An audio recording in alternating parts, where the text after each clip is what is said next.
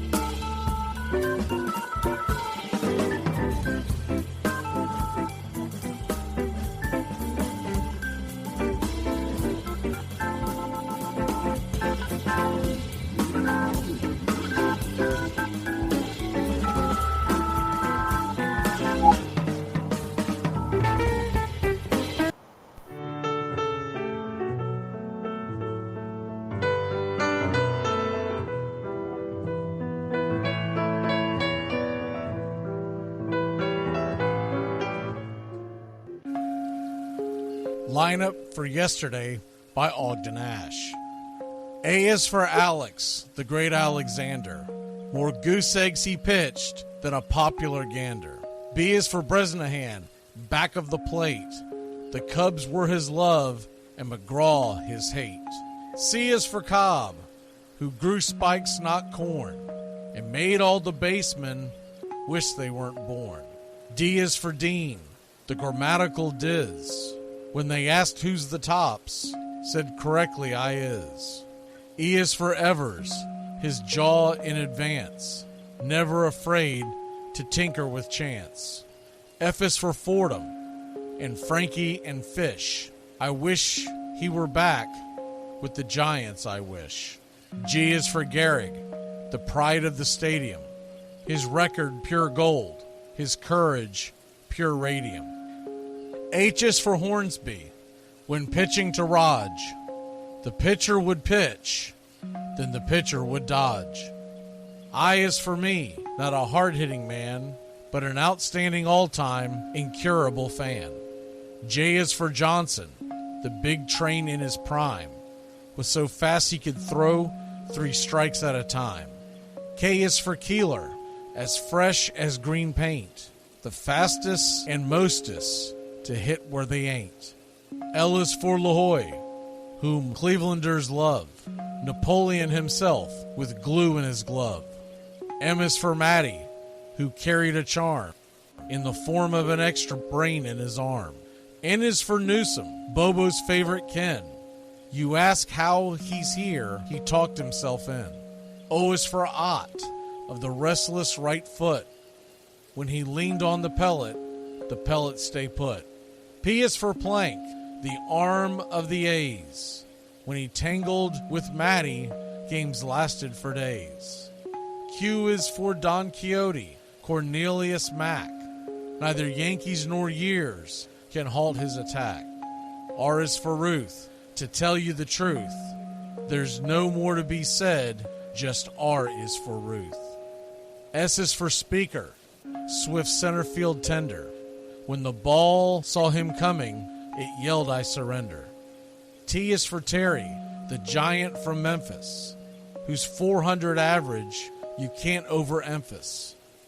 U would be Ubel if Carl wore a Cockney, but we say Hubble in baseball like football in Rockney. V is for Vance, the Dodgers' very own Dazzy. None of his rivals could throw as fast as he. W, Wagner, the bow-legged beauty, short, close to all traffic with Honus on duty. X is the first of 2 X's in Fox, who was right behind Ruth with his powerful socks. Y is for Young, the magnificent Cy, People battled against him, but I never knew why. Z is for Zenith, the summit of fame. These men are up there. These men are the game. Lineup for yesterday, Ogden Ash, January 1949, Sport Magazine.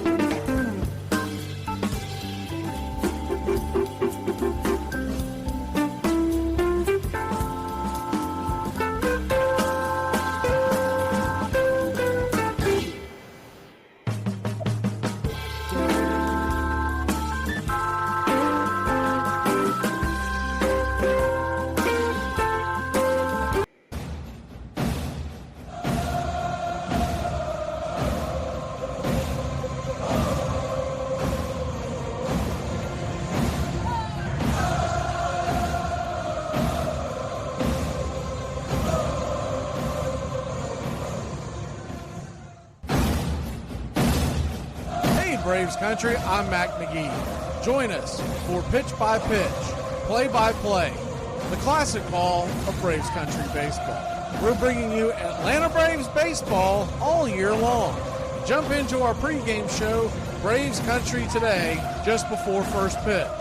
Stick around for the postgame show, Braves Country Tonight, where we will open up the phone lines and react to your calls or your comments all year long. That's Braves Country Radio, pitch by pitch, play by play, your home for the classic call of Braves Country baseball.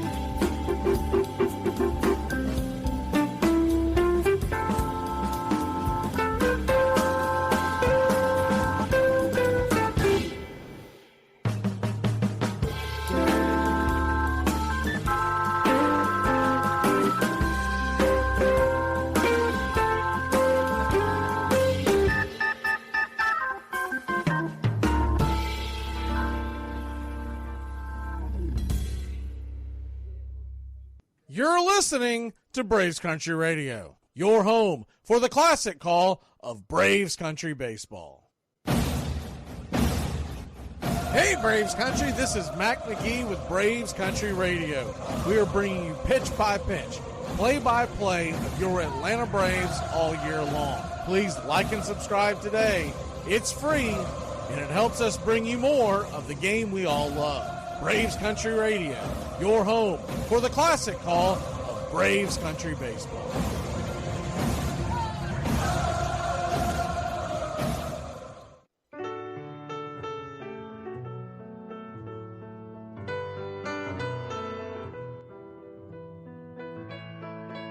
Casey at the Bat by Ernest Lawrence Thayer.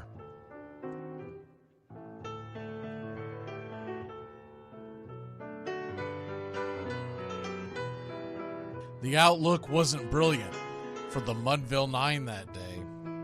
The score stood 4-2, but with one inning more to play.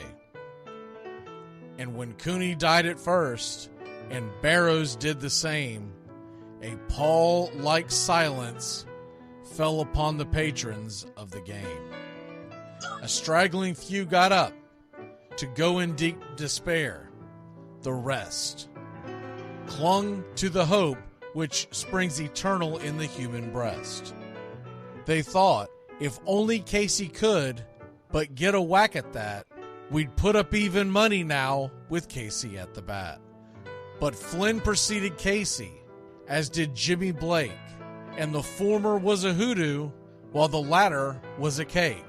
So upon that stricken multitude grim, melancholy sat, for there seemed but little chance of Casey getting to the bat.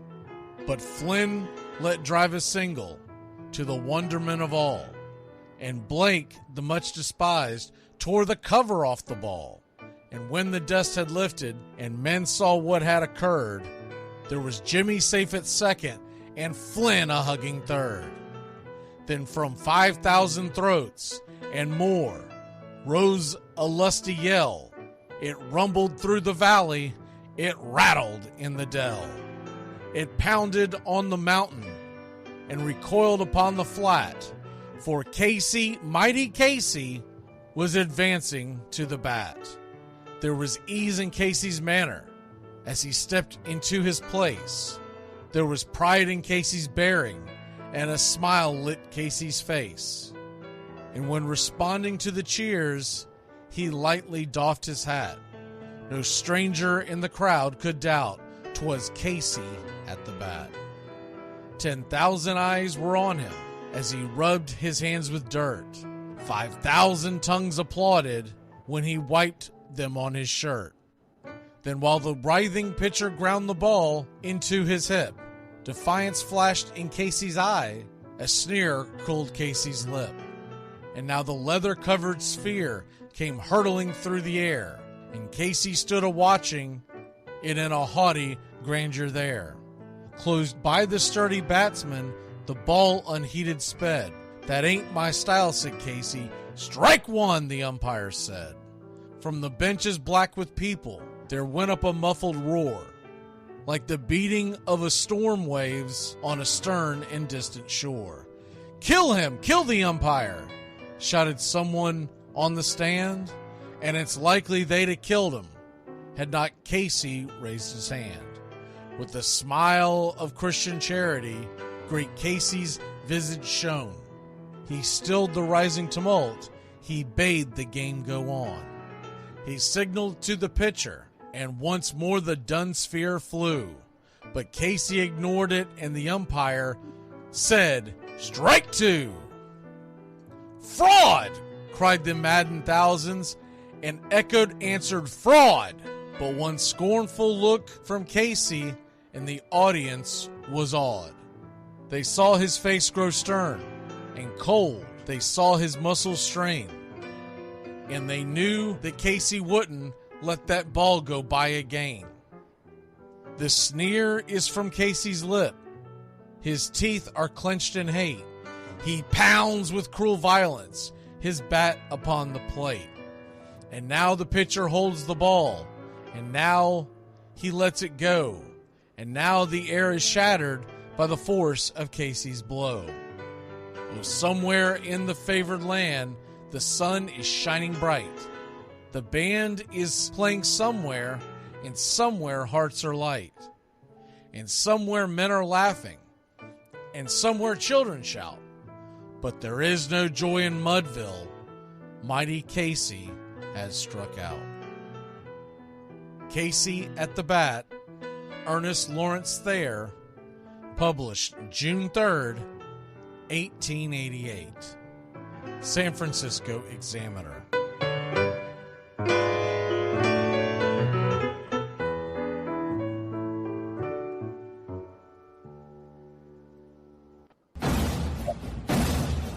Hey Braves Country, I'm Mac Magee. Join us for Pitch by Pitch, Play by Play, the classic call of Braves Country baseball. We're bringing you Atlanta Braves baseball all year long. Jump into our pregame show, Braves Country Today, just before first pitch. Stick around for the postgame show, Braves Country Tonight, where we will open up the phone lines and react to your calls or your comments all year long. That's Braves Country Radio, Pitch by Pitch, Play by Play, your home for the classic call of Braves Country baseball.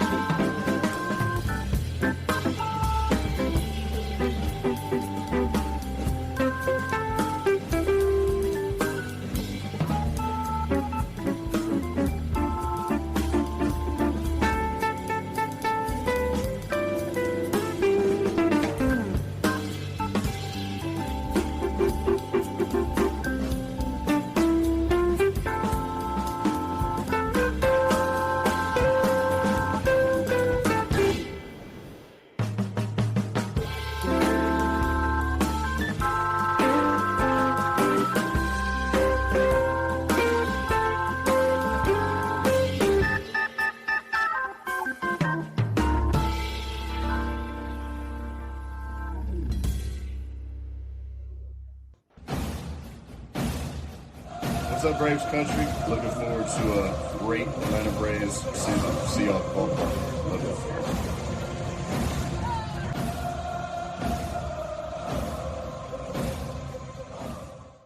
you.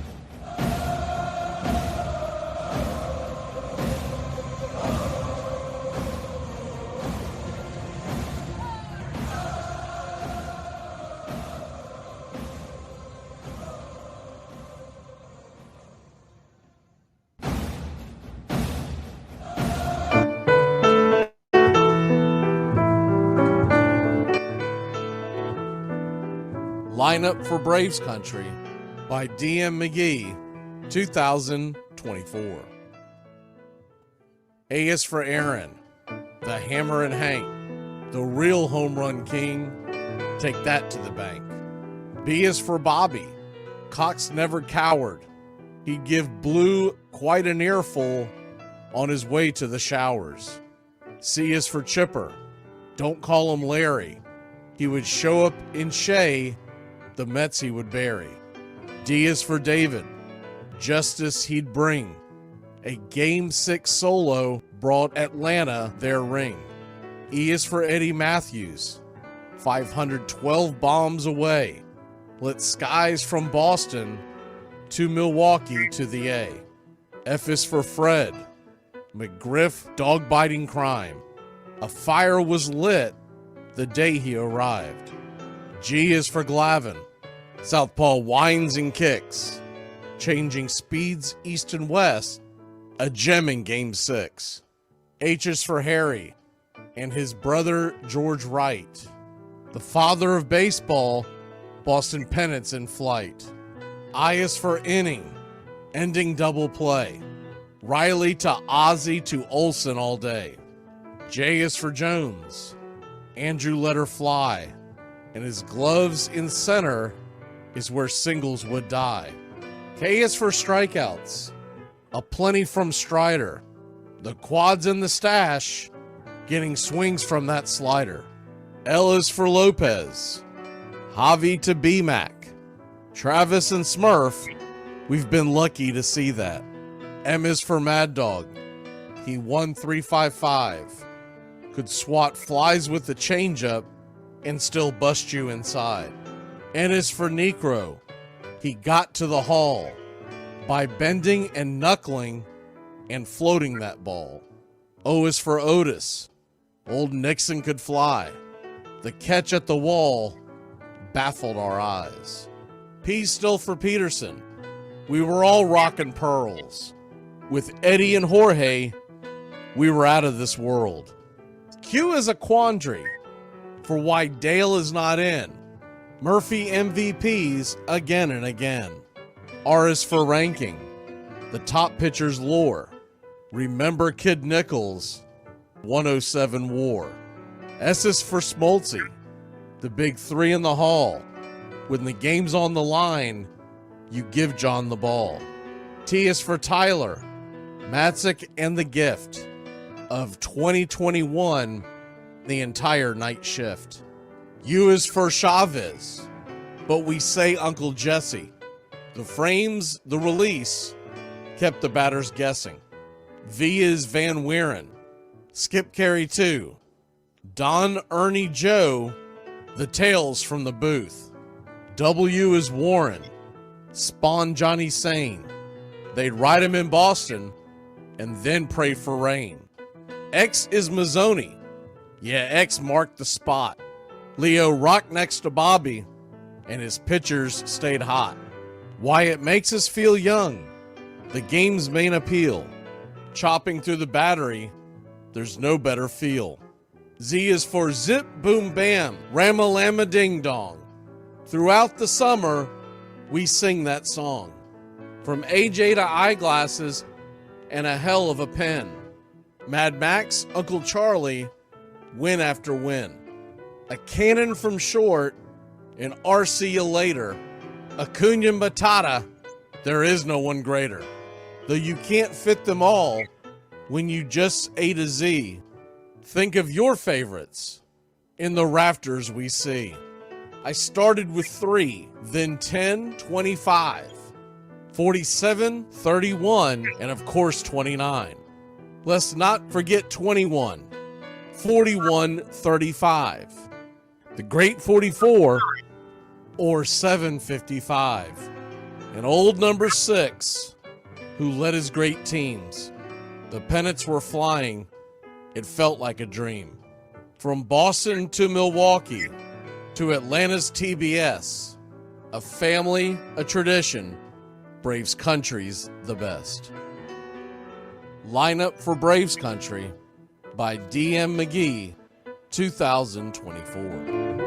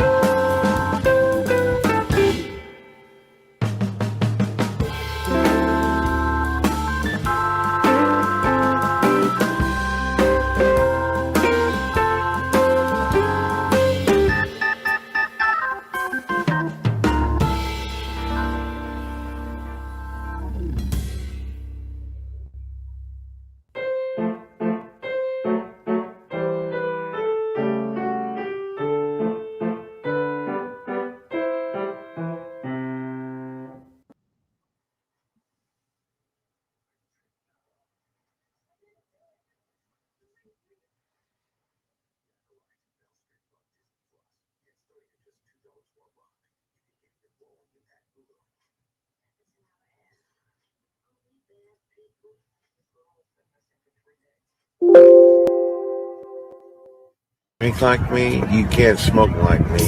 So don't try and be like me. Let's party together.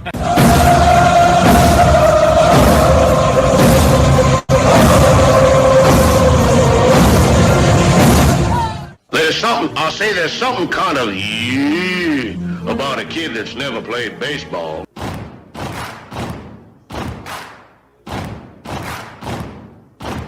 Baseball is a beautiful thing.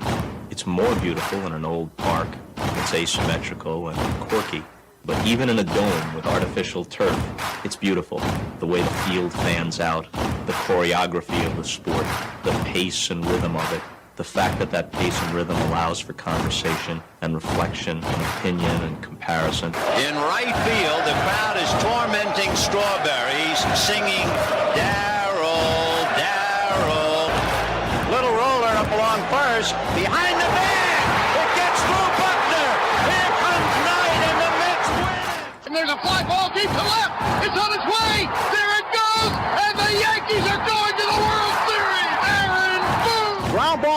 by Folk. He has it. He underhands to first for the first time in 86 years. The Red Sox have won baseball world championship. Can you believe it? It's a pastime, something you do. It's entertainment, something you watch. And it's a shared experience, something you talk about and read about. But you can apply those same three criteria to other things. What makes baseball special is that it's the best game that's ever been devised. Smith corks one into right, down the line. It may go. Go crazy, folks. Go crazy.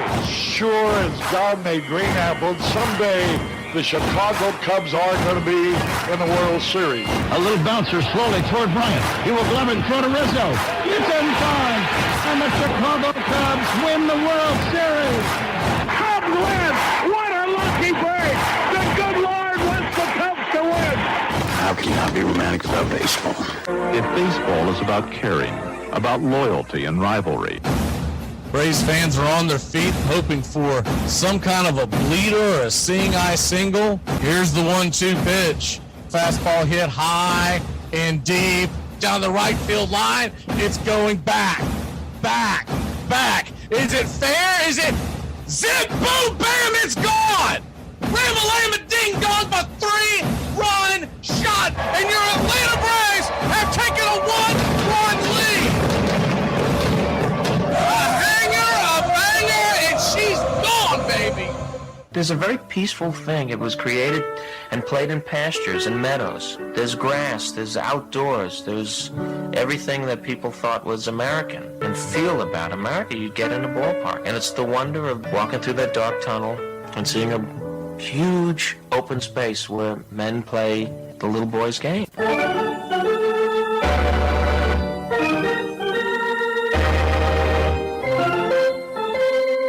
I believe in the Church of Baseball. I've tried all the major religions and most of the minor ones. I know things. For instance, there are 108 beads in a Catholic rosary and there are 108 stitches in a baseball. I prefer metaphysics to theology. You see, there's no guilt in baseball, and it's never boring. It's a long season and you gotta trust it. I've tried them all, I really have. And the only church that truly feeds the soul day in, day out is the Church of Baseball.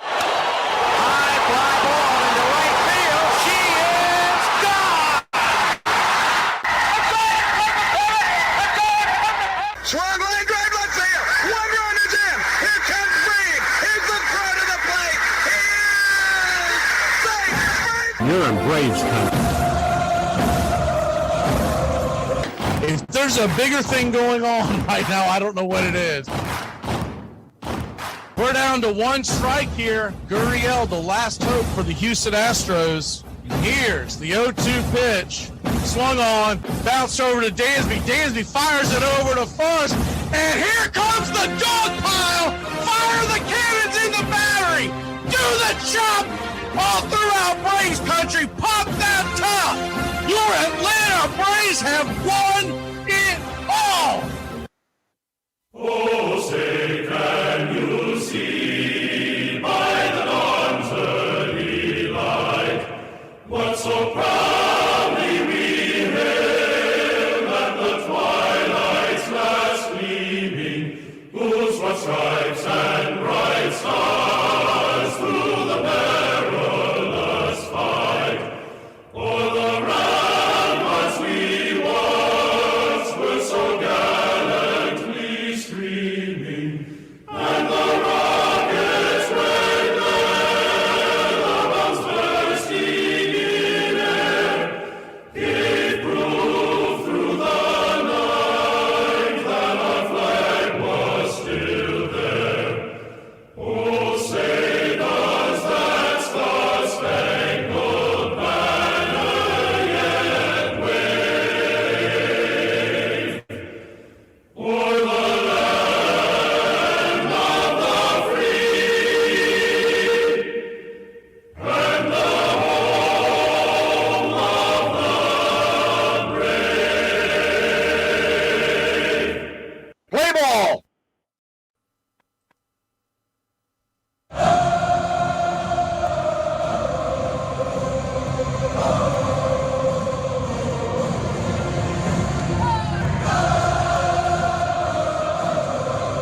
afternoon, Braves country. Before we do the lineup, we wanted to play a couple of things for you. Here is Michael Harris II after the big win last night. Michael, welcome back. Congratulations. Such a big win for this group. A massive night for you. Congratulations, your first career Grand Slam. When you think about the journey it took to get back to this point, what's been the most important part for you here tonight? Like I said before, just being patient. Just getting back, knowing I can, I guess, some way help the team. And tonight I was able to do that in the first at-bat. So it's been a long journey, but I'm glad to be back to be able to help.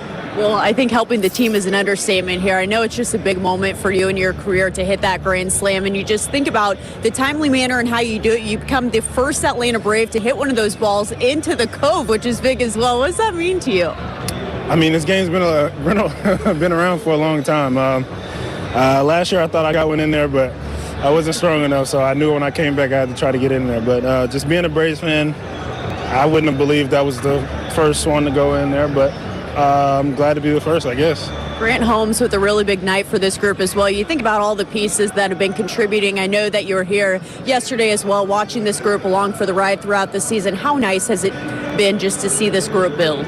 Yeah, it's been phenomenal. I've been watching for 2 months, so I've been able to see it. But the pitchers have been great all year, and Grant came out here and did his thing again. I know it's probably not the easiest to, I guess, pitch with a bigger lead early in the game, but he held his own, and he still gave us a chance to put up some more runs and hold runs as well. Thank you so much. Congratulations. Welcome back. Thank you. And then here was Brian Snitker post-game. Well, this was a dominant win here tonight, and just welcome back to Michael Harris. How significant was him for coming and do that early? It's a way to, I guess, make your entrance. That's pretty good. It's just good to have him in there. You know, he's one of our guys, and you know we've missed him for 2 months, and so it's just good to get him back out there and running around, and had some pretty good at bats too. Saw a lot of pitches, and it's good. How about the patience your guys had in that first inning to make him throw strikes and then to... Yeah, it's good because we're a free-swinging group. I mean, and, you know, it's just you hope that somebody, you know, like when Michael did that, it's like, man, when the guy hits a couple, walks 3, whatever, you'd like to pierce one to, you know, take advantage of all that, and we did. And Grant gives up a home run right away, but then he settles in and gives you another. That was big. I was talking this afternoon. It's like we need the offense to kind of give our bullpen a break, and they did. It was awesome to, you know, all those guys down there got an extra day after, you know, rough few days. So, hey, that was big. Happy for Grant get his first win. From the perspective of where you're sitting after sweating a couple out or a few out, how nice was it to have some cushion? No, it was great. Yeah, no, it's haven't had that in a while. Well, you know, I guess we did the other day and didn't do anything with it, but no, it was good. Like I said, I think the biggest thing was just to give those guys in the bullpen today. We didn't even have to warm anybody up that we didn't use, so that was good. What can you tell us about Jorge Soler and what you know so just far? His hamstring was a little tight, and I'm glad he said something. You know, so he felt it on that last ground out, so we just don't want to take any chances, and, you know, they'll get him checked out. We'll see. You know, he won't play tomorrow, but you know, we'll just see where he's at over the weekend. But it seemed pretty innocuous. I mean, like it wasn't that bad. I don't know what that word means. It didn't seem that bad. No, it didn't seem that bad. And he, you know, I think he said he felt like he could have kept going, but he felt something. So I'm glad he said something. Will he get checked out here and stay on the trip with you guys? Yeah, I don't know. What Michael comes out swinging and second swing hits one out. Does that kind of open the floodgates for the rest of you guys? Yeah, kind of. You know, things like that can. I mean, yeah. I mean, it's just, you know, all of a sudden you got a 5-run cushion right there, which is big, and you know, Grant held his part up too. I mean, it's you know, you want to kind of keep adding on, which we did a good job of, but you know, you do it in the first inning, and teams got, you know, 9 innings to, you know, kind of peck back at you. So I thought Grant did a great job. And some of the other guys that hit those home runs have all been, are guys that have been coming around, Riley, Murphy, Olson. No, right. Yeah. So that was, it's all been really good to see. I mean, this is, you know, after a rough Sunday, this is, you know, we've done some really good things here the last few days. I think Soler's been on base like every game he's been here. Is he about what you expected, taking the walks, the power? Yeah, and that's when we knew the last time we had him. I mean, that he's not just a wild swinger. I mean, he takes his walks and you know, kind of felt like he was on the verge after the last series and even this series of kind of getting going. So hopefully this thing doesn't, sideline him for very long. 162 games, long season, but when you have an opportunity to get a sweep this late in the year, what does that mean when you have one more to get? Well, we're just, we're trying to win every day. I mean, I don't think the sweeps, everything else, it's just about winning today's game. And we'll come out tomorrow and be good to get Max back out there. And that, it's just about winning today's game.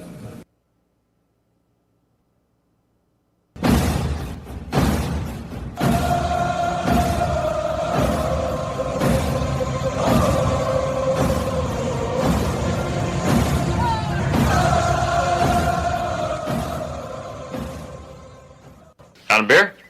7 o'clock in the morning. Scotch?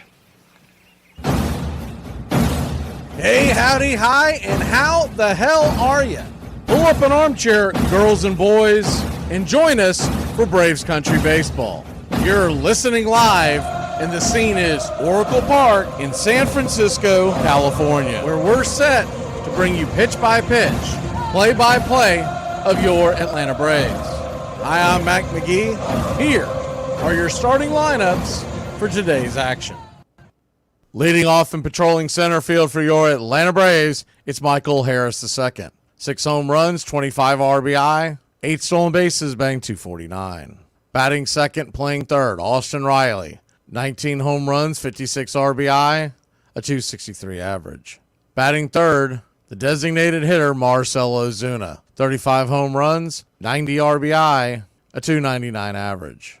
And batting cleanup, playing first, it's Matt Olson. 21 home runs, 62 RBI, batting .232. Batting fifth behind home plate, Travis d'Arnaud. 13 home runs, 40 RBI, 1 stolen base, batting .255. Orlando Arcia is batting sixth and playing short. 11 home runs, 34 RBI, batting .230. Batting seventh and playing left, Jared Kelenic. 13 home runs, 36 RBI, 6 stolen bases, batting .235. Ramon Laureano is batting eighth and in right field. He has 5 home runs, 13 RBI, 4 stolen bases, batting .216. Whit Merrifield is batting ninth and playing second. 3 home runs, 12 RBI, 14 stolen bases, batting .208. On the mound for your Atlanta Braves, it's Max Fried. He's 7-6 with a 3.56 ERA, a 1.24 WHIP, 116 innings pitched, 102 hits allowed, 110 strikeouts, 42 walks, 10 home runs served. He'll be going head-to-head with Logan Webb. He's 10-8 with a 3.32 ERA, a 1.25 WHIP, 157 innings pitched, 156 hits allowed, 133 strikeouts, 40 walks, 7 home runs served. Backing up Webb in the bottom of the first inning and playing short, it's Tyler Fitzgerald. 14 home runs, including 2 in this series. 26 RBI, 12 stolen bases, batting .313. Mark Kanya is batting second and playing first. 7 home runs, 41 RBI, 4 stolen bases, batting .239. Ramos is the designated hitter and batting third. 17 home runs, 56 RBI, 4 stolen bases, batting .283. Matt Chapman is batting cleanup and playing third base. 19 home runs, 60 RBI, 12 stolen bases, batting .246. Encarnacion is in left field and batting fifth, coming in with a .231 clip, 1 home run, 5 RBI, 1 stolen base. And Yaz is in right field and batting sixth.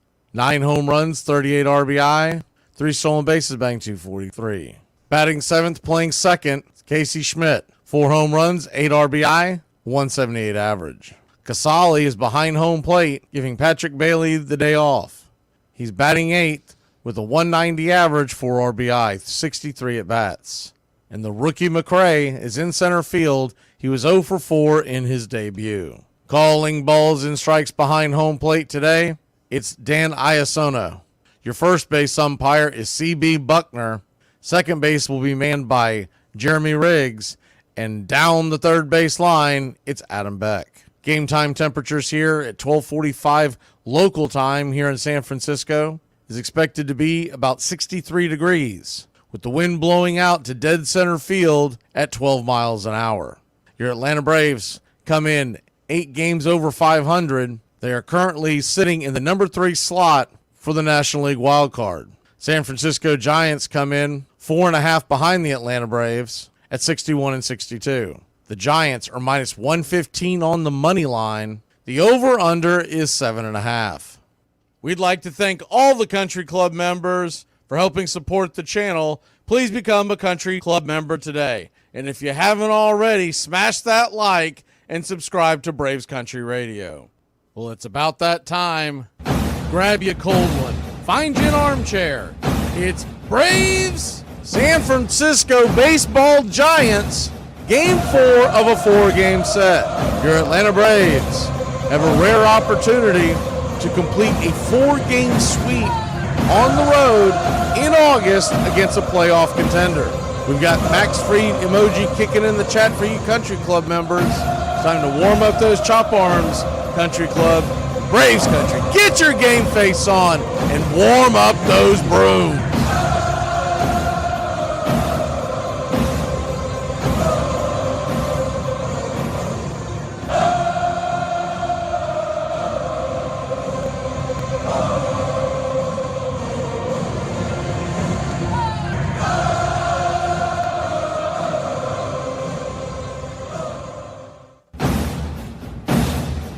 Get this bus moving. Stop. Come back. Too late.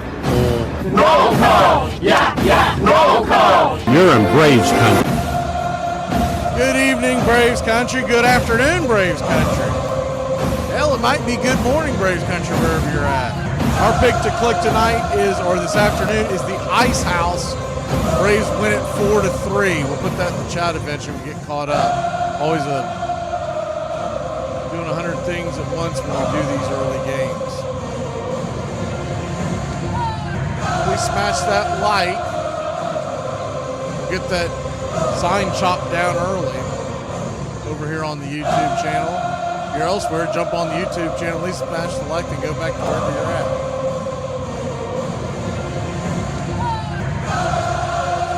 We're just about set for pitch-by-pitch, play-by-play of your Atlanta Braves.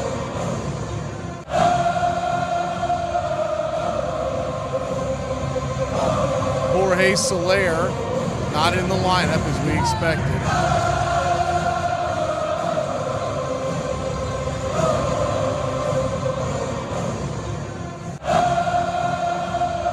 Get you up to date on everything that's going on in that here in a second.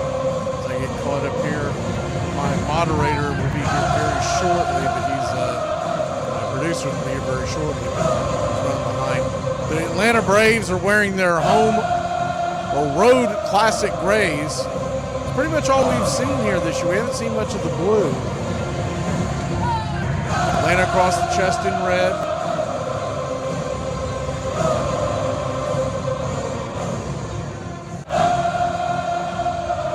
Tomahawk underneath outlined in navy. Navy ball caps with the classic white A.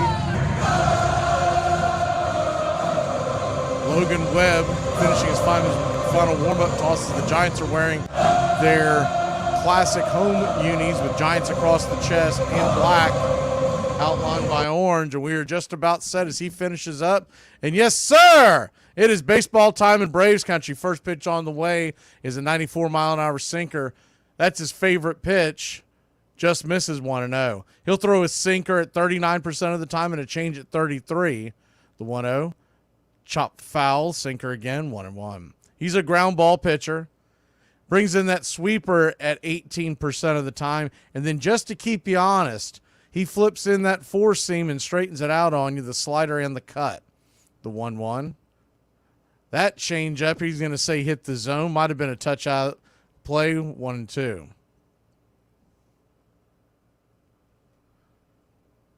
The 1-2. Swing and a miss, strike three. Michael Harris down on strikes to start the game. 95-mile-an-hour fastball chased it well out of the zone. One away. Good afternoon, Country Club members. I see the GOAT, Brian Andrews, Charlie Pittman. Who else do we have here? Nathaniel Brooks. First pitch on the way to the number 2 hitter, Austin Riley, batting .263. It's right there on the outer edge. It's 0-1. See, Brian Andrews, I think I already said that. Nathaniel Brooks, Gary McCoy, the real McCoy, the 0-1 pitch. Swung on, chopped over to her short. It's going to be a 6-3 put out quickly, 2 down. Webb just 6 pitches in, 2 away. Braves doing what they normally do on these day games. Remember, it's 12:45 local time out there. They're swinging early and often. Charlie Pittman, good to see you.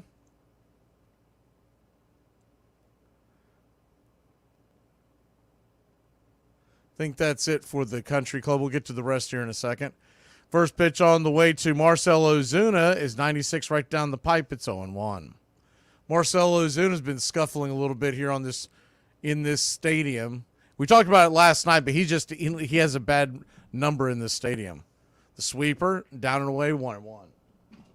He's now batting, I believe it's .215 lifetime in this stadium, which is un-Marcell Ozuna-like.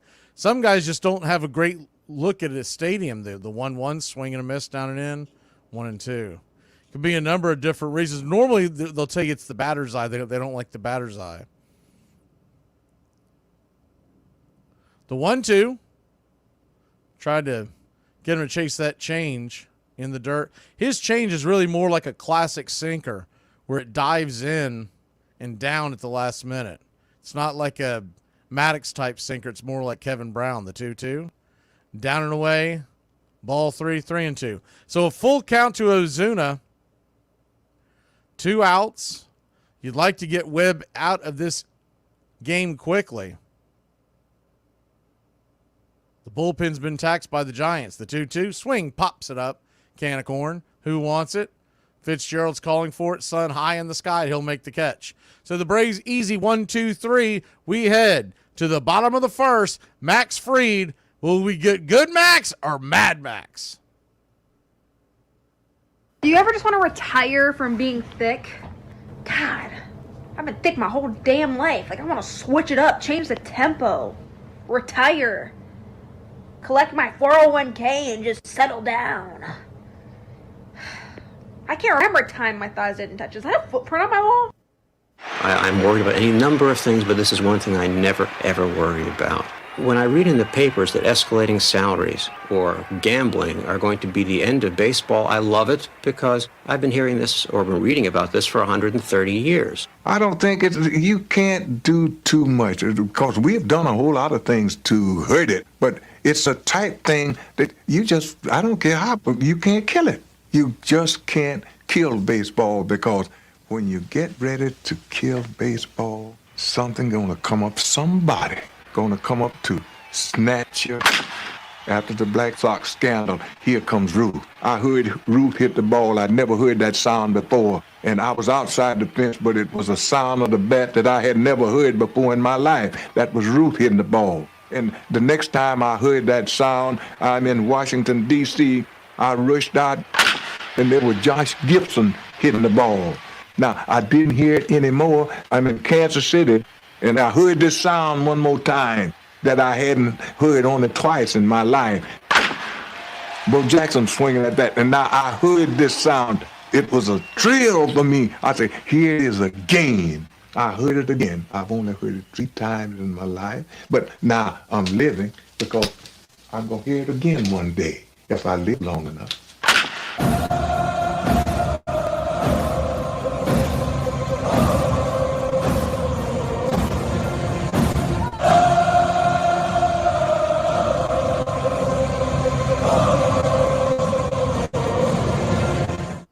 Welcome back to Braves Country Baseball. Max Fried will hit the bump, set to face Tyler Fitzgerald. First pitch on the way, 92 up top, 4-seam fastball. It's 0-1. Max gets that call all night long. We'll be in business. That pitch was about two inches high out of the zone. The 0-1. Curveball in the dirt, spits on it, 1-1. Fitzgerald's already hit 2 home runs in this series. Good afternoon, Mark Malpas. John, the 1-1. Swing, chops it foul down the line, 1-2. 1-2 count, carry.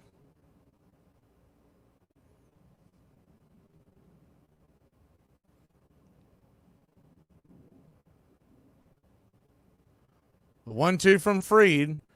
The left-hander brings it. Swung on, chop, foul. We'll do it again. Once again, our pick to click today is Matt Olson in 4-3.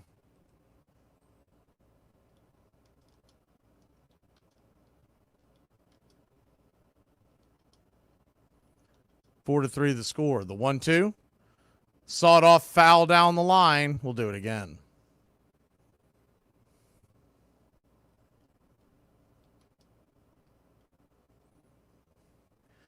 Kind of expecting, if Max is who he normally is, expecting a pitcher's duel. He's been a little rusty coming off the IL. The 1-2. Swing. Fists it into right field. That ball's going to drop down just in front of Laureano. And it's a seeing eye single to start off the game. Just kind of fisted it, sliced it into right field. Laureano playing back for obvious reasons. There's no way he was going to get to that ball. One on, nobody out. Max does have a really good move to first, so we'll keep an eye on that. The first pitch on the way. In the dirt, it's 1-0.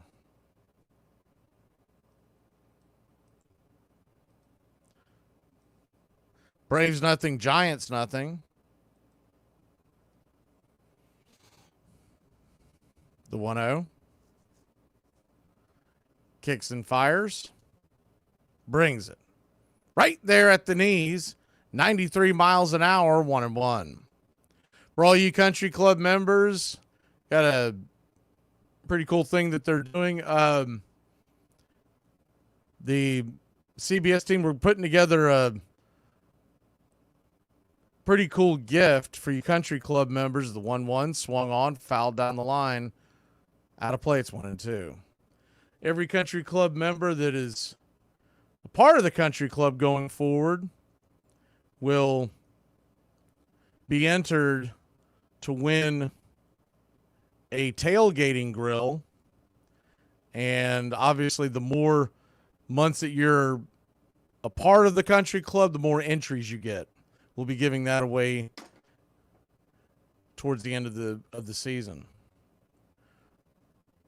More details on that down the road, but I just got an email about it last night. The 1-2. Max brings it, misses high. 2-2. You can see Fitzgerald, who's obviously never seen Max before. He was leaning back to first on Max's move to home. He's got a very deceptive move.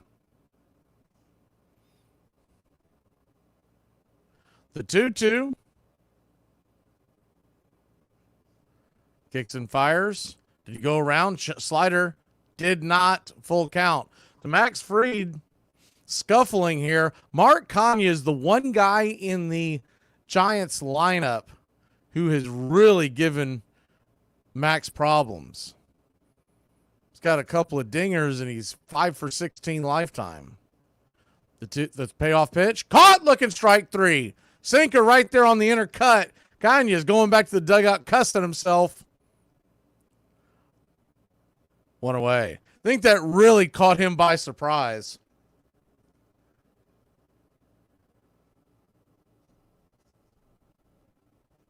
He must have been looking for the curveball or something outside. That thing came right underneath his hands, and there she goes. Max is going to flip it over first. Keep the runner close by. I think Jason's getting in, so he's changing the screen for me. Howdy, Jason. First pitch on the way. Runner goes, and Fitzgerald has that stolen by a mile. Bad throw by Darno. Pretty good jump, but he ran on the curveball. Darno's not going to throw anybody out if they run on the curveball. He timed that up perfectly. It was called a strike, I believe. Yes, it was.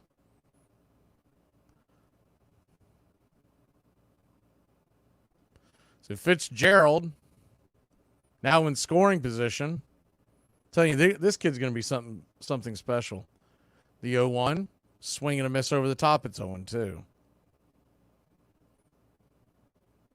So an 0-2 count.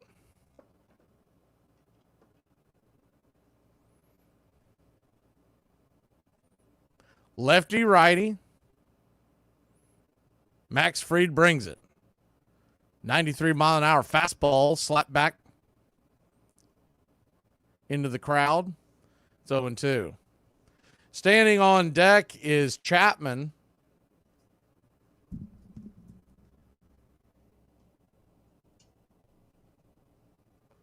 Braves nothing, Giants nothing. Bottom of the first, runner at second. One down, the 0-2 to Ramos. Lefty, righty. Max turns back, brings it. Curveball. Good job by Ramos to lay off of that one. Max appears to have his curveball working. I think that was intentionally down and in, trying to get him to chase.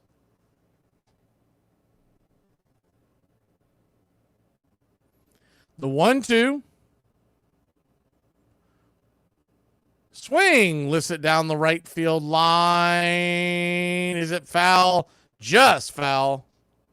Laureano does not have the kind of speed to get over to that one. That's one that Acuna might have been able to get to, but he also might have hurt himself getting to it. So, moot point.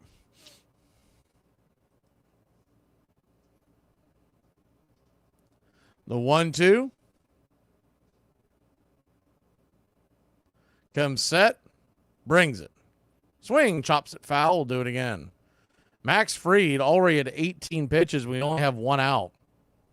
So you don't like that. The good thing is he did strike out the guy who is pretty much, not going to say he owned him, but he's done very well over him over the years. And the Fitzgerald hit was just a seeing eye single. 1-2, runner goes. Curveball swing and a miss, strike three, and he has stolen third. That's the bad news. The good news is there's now 2 outs. So they're not going to have to pull the infield in. And we can already see what the game plan is going to be against Max Fried and d'Arnaud, which we see this a lot when it's Max Fried and d'Arnaud out there. Teams are trying to time up that curveball. I think the Braves would be doing the same thing. First pitch on the way to Chapman. Four-seam fastball inside. It's 1-0. The 1-0.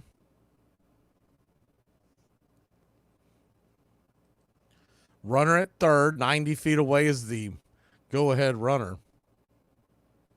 The pitch. High and out of the zone. 2-0. So a 2-0 count.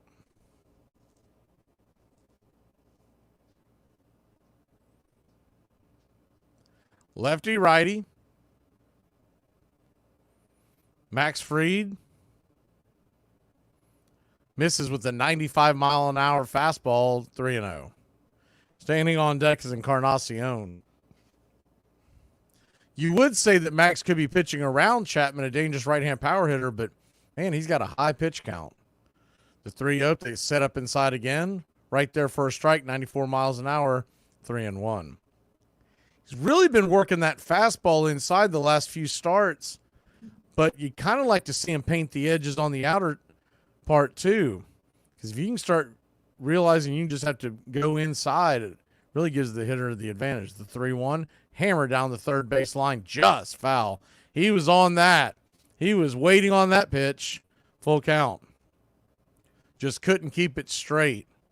If it's fair, Riley probably gets Chapman. Chapman runs okay, but he's not a speedster. He's also not anywhere close to some of the tortoises you see out here. Say he's about like a Riley. The payoff pitch, curveball swing, chops it over towards first. That one's just foul. We'll do it again.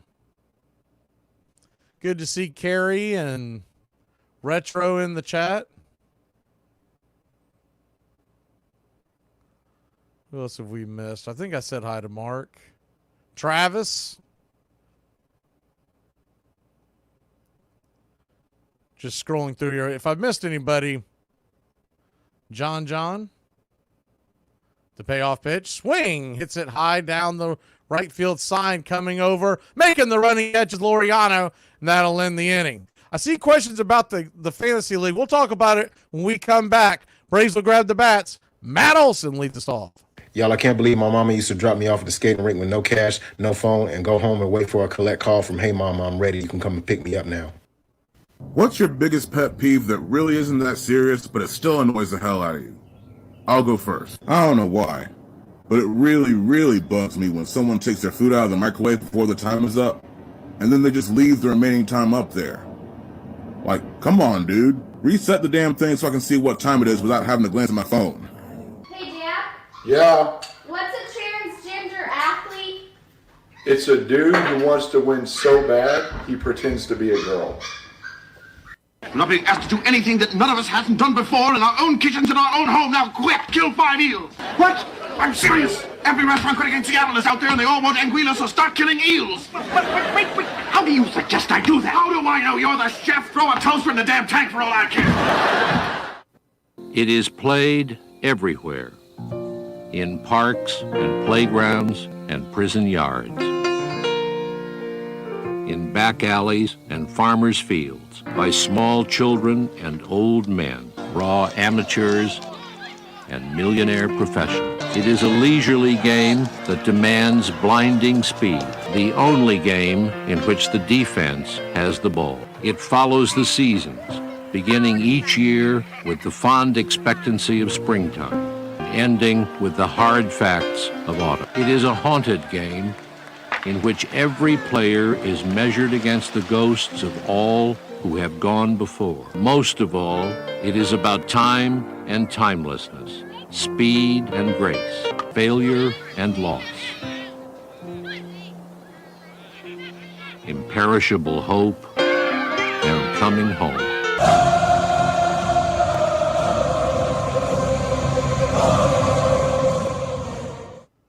Welcome back to Braves Country Baseball.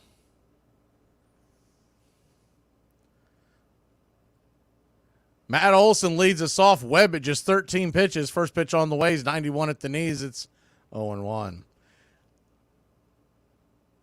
He's a little harder to work in the counts, to get the counts up. It's not like Robbie Ray. Robbie Ray, that was what we led off with the pregame, is that you could get him out early if he's not on, and he was not on at all.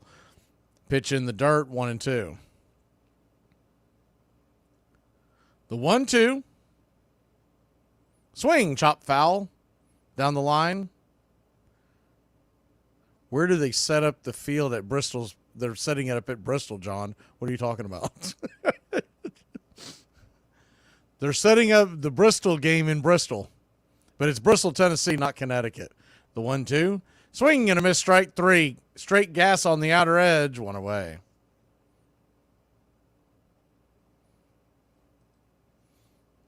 The baseball game between the Reds and the Braves is in God's country, not in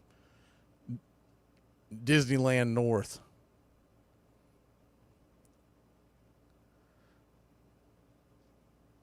Travis d'Arnaud comes up. First pitch right there at the knees. It's 0-1. If they weren't doing that the same year that they're doing the All-Star game, I would be all over going to that. But the 0-1, right there on the outer edge, 0-2. They're going to crush the all-time record for attendance. Right now, that place holds 146,000. The 0-2. Outside wide, 1-2.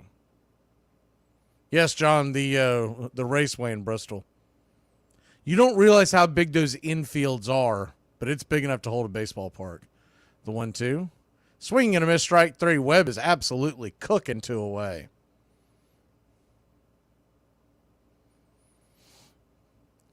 Webb usually stays around the zone. When he's on. He's one of the better pitchers in the National League. That's why Max Fried's going to have to deliver a good start today. And you know how Snicker plays the game. He's willing to get beat up because we took the first 3 of the series. I think there's a little more urgency than usual. The 1-0. Right there on the outer edge. 1-1. Lando Arcia batting .230. I've already seen I'll see if I can grab it for y'all, but I've already seen it as the 1-1 misses outside wide 2-1. I've already seen a preview of what the stadium, what the game will look like with the stadium in there. Like, you don't realize how big the infield is. The 2-1 inside, ball 3-1. They played a college football game there several years ago, Tennessee and Virginia Tech. I almost went to that one. I was in the state of the Tennessee when it happened, as the 3-1 pitch is rolled over towards third, charging, fires it over to third, and that's going to be an easy 1-2-3 inning. Braves are making it easy for Webb, and he is spinning a gem. Do not flirt with me, because I will develop a crush on you, and that is a threat. What if I told you that Mark Fidrich wasn't the only bird flying around the baseball field in the late 1970s? Here is the short baseball career of Larry Bird. After leading the Sycamores basketball team to a 33-1 record, Larry was razzed by the head coach of the baseball team at that time about how often he was icing his body. The coach would even go as far as saying anybody could play basketball and that baseball was the harder of the two sports. This led to a dare Bird wouldn't turn down. Would he be able to play college baseball for Indiana State? With a non-conference doubleheader coming up against Kentucky Wesleyan, the time and the place were set. Wearing the number 24 instead of his legendary 33, he would take the field in the second game of a doubleheader. Bird would play first base, and while playing there, he made 9 putouts. His first at-bat ended with a strikeout and a trip back to the dugout. In his second at-bat, he would get his redemption when he drilled a single up the middle that plated 2 runs. After being told to take it easy in the field, he went after an infield pop-up between first base and home plate. Both Larry and the catcher would collide and remain down for several minutes. Bird would eventually get up. It was later confirmed he just got the wind knocked out of him. Not taking any more chances, he was taken out of the game. And just like that, the short baseball career of Larry Bird was over before it started. 2 months later, he would sign an NBA contract with the Boston Celtics, and the rest is history. The idea that home plate has a little roof. A little roof, it has a little roof. It's a little house. It brings us back to where we're safe and where we care and where we're cared about, where we're loved. Coming home on a baseball diamond's pretty darn dramatic. You feel immense relief to have gotten out of all those hazards out there. Between first and third is hazardous territory. And then third home is joy. You're out of trouble. You're coming back and you're running toward the home team dugout. You can see them and they're all grinning and they're glad to see you. And their arms are out and you come across that thing. It's pretty big league stuff. Welcome back to Braves Country Baseball. Welcome into Thomas, and happy birthday to Ian and Tony. Max Fried's going to go to work. Lefty-righty matchup. Encarnacion batting .231 stands in. 92 right down the pipe for a strike. It's 0-1. Braves nothing, Giants nothing. Fried would like to settle down that pitch count in here in inning 2. The 0-1. Outside wide, 1-1. So a 1-1 count.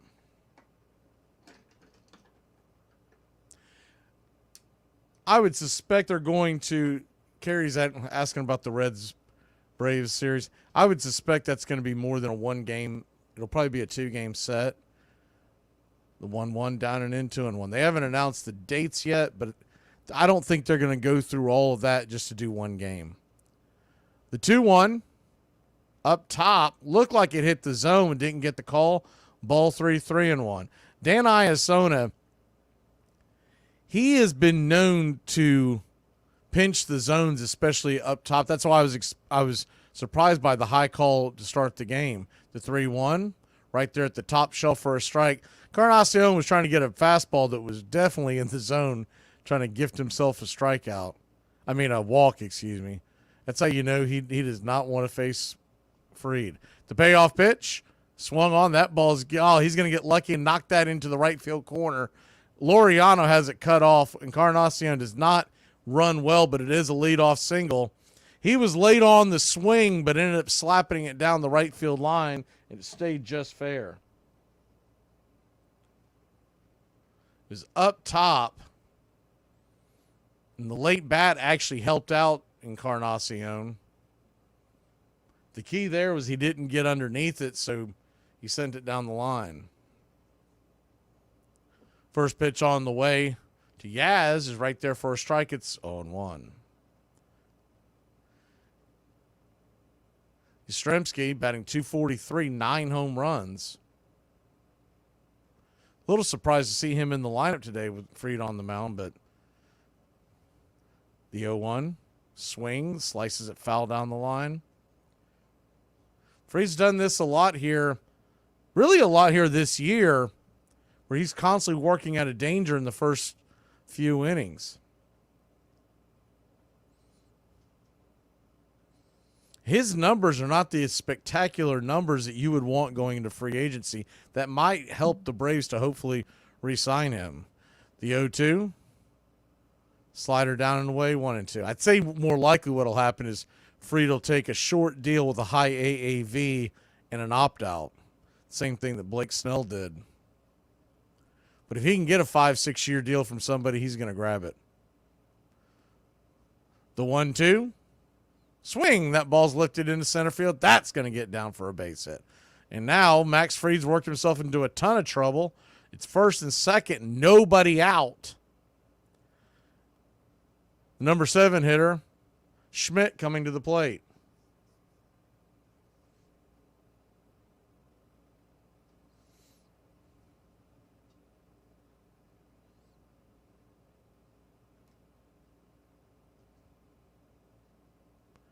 If you're listening to us on Braves Country Radio, wherever you are nationwide, make sure to jump into our YouTube channel. It's youtube.com/@BravesCountry. Just search Braves Country Radio if you're on the app. Having a problem with the pitch comm, so wait for that to fan out. While that goes on, we'll hit the out-of-town scoreboard.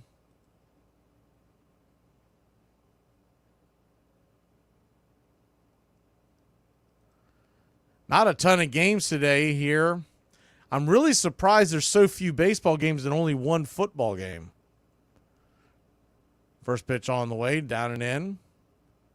1-0. When I saw the small slate on the Major League Baseball here on Thursday, August 15th, I was assuming it was because there was a ton of preseason football games. The 1-0. Swing, that ball's hammered in right left field. That's going to get down for a base hit. They'll go station to station because Encarnacion does not have the greatest of speed, but the bases are loaded. Nobody's out. Max Fried, once again, is reeling. You know, if Anthopoulos knew what he was doing and wanted to really attack right after this game, he'd go over and get Max Fried signed to a long-term deal, long-term extension. So bases loaded, nobody out. Casali, the batter, first pitch, curveball, chopped just behind home plate. It's 0-1. The number 8 hitter, Casali, the hind catcher. So a double play would be in order, and the Braves would trade a run for an out for 2 outs here. But you don't love the idea with Webb on the mound. The 0-1, swing and a miss, curveball, 0-2. After those first 2 swings, I would not throw him anything but a curveball in the outer part of the plate.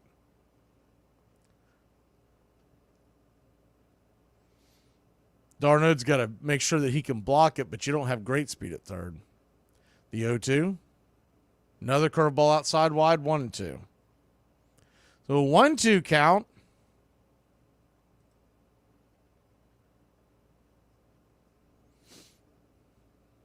Oh, they have announced it. Okay. The 1-2, chop foul inside, 2-2. I did hear that they were talking about possibly. So you're saying both teams off Sunday, the Bristol game's on Saturday. There was a discussion on possibly extending it because it's not in stone because of television rights, but ESPN would have to step up to the plate because of it. The 1-2. Did he go around? Looked like he did. He did strike 3. So a big strikeout there. It makes sense if you're only going to do one game to put it on Saturday.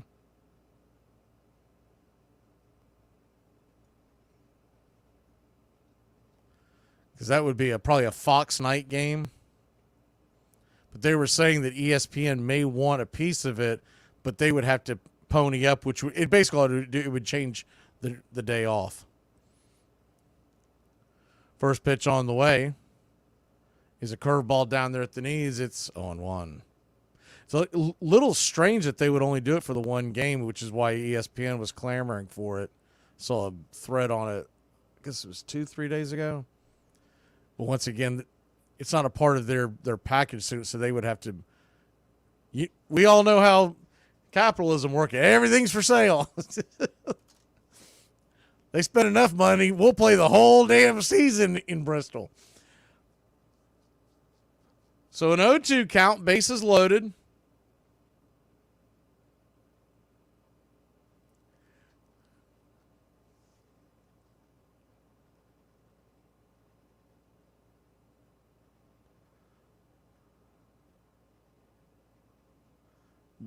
The 1-1 shows bunt, drops it in front of home plate. Should be an easy out, hit it.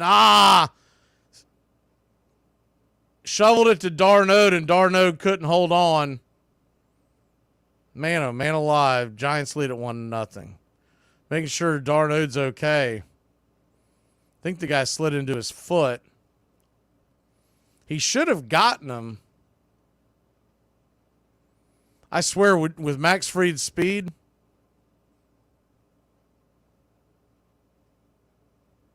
yeah, that's what happened. Carnacion smacked the back of his foot, and it twisted his back ankle. And that might have been why Darno couldn't hang on. He was so close to the plate. I think if Darno is not standing on the plate, Max would have stepped on the plate, but he didn't want to collide with him. That's going to be the irony, is that if Darno just would have gotten out of the way, nobody would have gotten hurt, and the guy would have been out.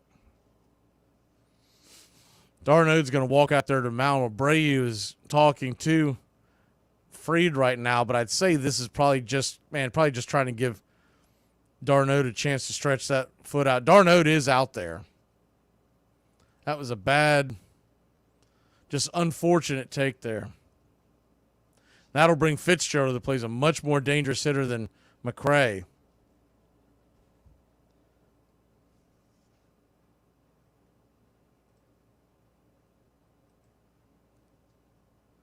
Braves trail 1-0. Bases are still loaded.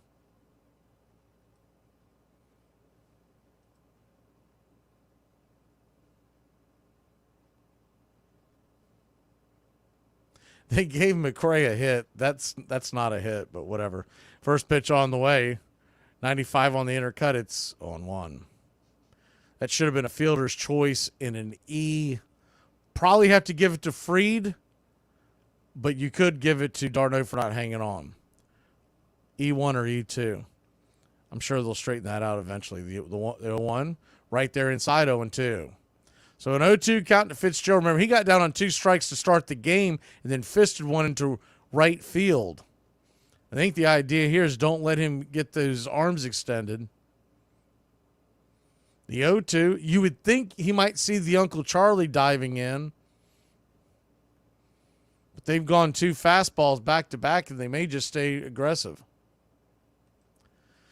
The 0-2 to Max. Swing, pops it up. High in the sky, pretty deep. Harris is going to catch it. He'll fire it into the infield. The runner's going to score. It's 2-0 San Francisco. Good job by Olsen to cut off the throw. It was a weak throw from center field, but Harris was pretty far deep on that one. Didn't have a ton of momentum, but nonetheless, we know Harris has an okay arm for a center fielder, but it's definitely not elite.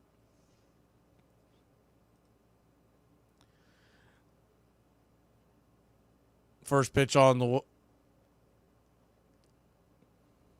You're looking at that replay is the first pitch to Mark Kanya, who has owned Max Fried. Curveball, teardrop on the intercut. It's 0-1. Now, I see the question about Max's elbow. If it was still bothering him because he's going to free agency and because he's going to have to pass a physical, is the 0-1. Curveball, teardrop on the outer edge, just misses 1-1. You have to pass a physical when you start signing these contracts. He would sit it out. That's just the way it is. They were being more cautious. The 1-1 up top misses 2-1. And there might have been even more caution because remember something, or not remember, but realize something. Their agents get involved. And they know a guy's about to go to free agency is the 2-1 pitch. Down and in, nowhere near the zone, 3-1. Runners at second and third and 2 outs.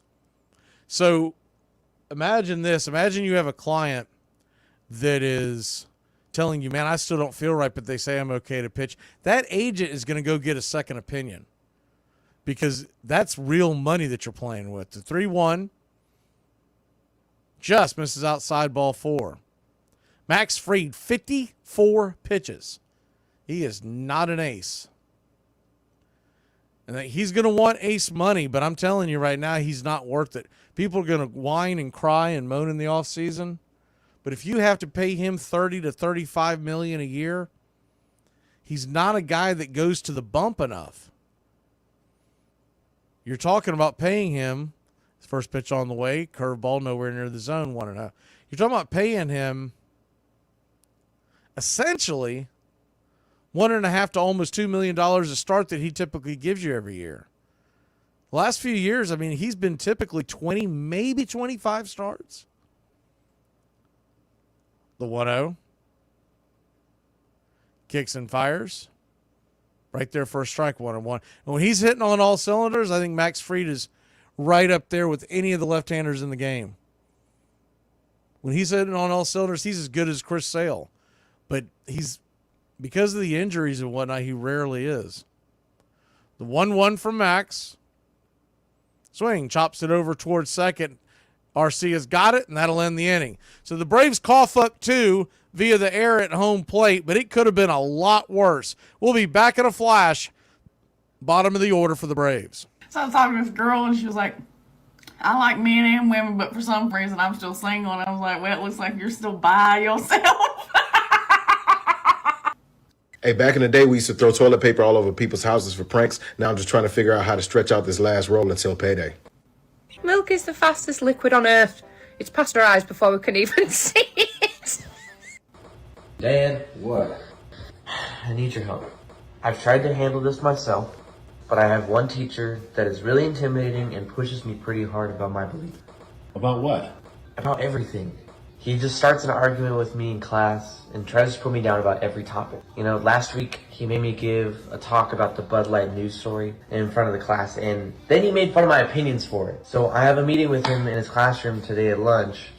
It's like, I want to stand my ground, but he's getting louder and tougher now that I'm a senior and my year is coming to an end. It's like, I just don't know how to handle it, Dad. I'm really struggling. You handle it with me standing behind you. I'll be there for your meeting. It's passed along from parents to children. My father was a football fan, but my mother was a baseball fan, so I went to ball games with my mother. She passed along her sense of the game. I'll pass it along to my son. It is a family heirloom. It is America's family heirloom because it goes back so far. But the thing that's most important about that is that we respect the people of other generations in baseball, perhaps more than we respect other generations in other fields in this country. We've been called a disposable society, but we don't dispose of Babe Ruth. We don't dispose of Walter Johnson. We treat them as though they are equals and contemporaries though they're dead. That's a very special thing to hand on to children. You're listening to Braves Country Radio with Mac Magee, the classic call of Braves Country Baseball. Welcome back to Braves Country Baseball. Mark's asking about Corbin Burns. Corbin Burns isn't going to make the same money as Max. Corbin's going to make a lot more. First pitch on the way is outside for a strike. It's 0-1. Corbin Burns is going to get north of $200 million if he's healthy. The 0-1, outside wide, 1-1. I understand the comparison because they're both really good pitchers, but Corbin Burns is elite. The 1-1, swing and a miss, 1-2. He'll be the top dog that's people will be going after in this year's free agency. He's also only 29 years old. Max Fried will be 32 next season. The 1-2 swing. That ball's hammered into center field. That's down for a base hit. The first base hit of the game for the Atlanta Braves. Maybe Kid Kelnick can wake up. Corbin Burns is going to be a free agent. He's really hitting it. I mean, in theory, you'd love to be a free agent at 27. Most guys don't get there at that point because of time manipulation. That's about as good as you can be. 29 years old hitting the free agent market as an ace. First pitch on the way. It's right there for a strike. It's 0-1. I don't think he's getting, don't get me wrong, I don't think he's going to get Yamamoto type of money because he's not 25. Is he 0-1? Chop foul down the line. 0-2. But I don't believe that he's going to get a short deal either. He's looking at, man, this is my one big time to score, and I'm not going to screw around like Snell did. The 0-2 swing. That ball's hit up the middle. It's going to be a double play. 4-3. Or did he get him? I don't know. That was close. Looks like he might have just got him. We'll have to see the replay. He just got him. 2 down.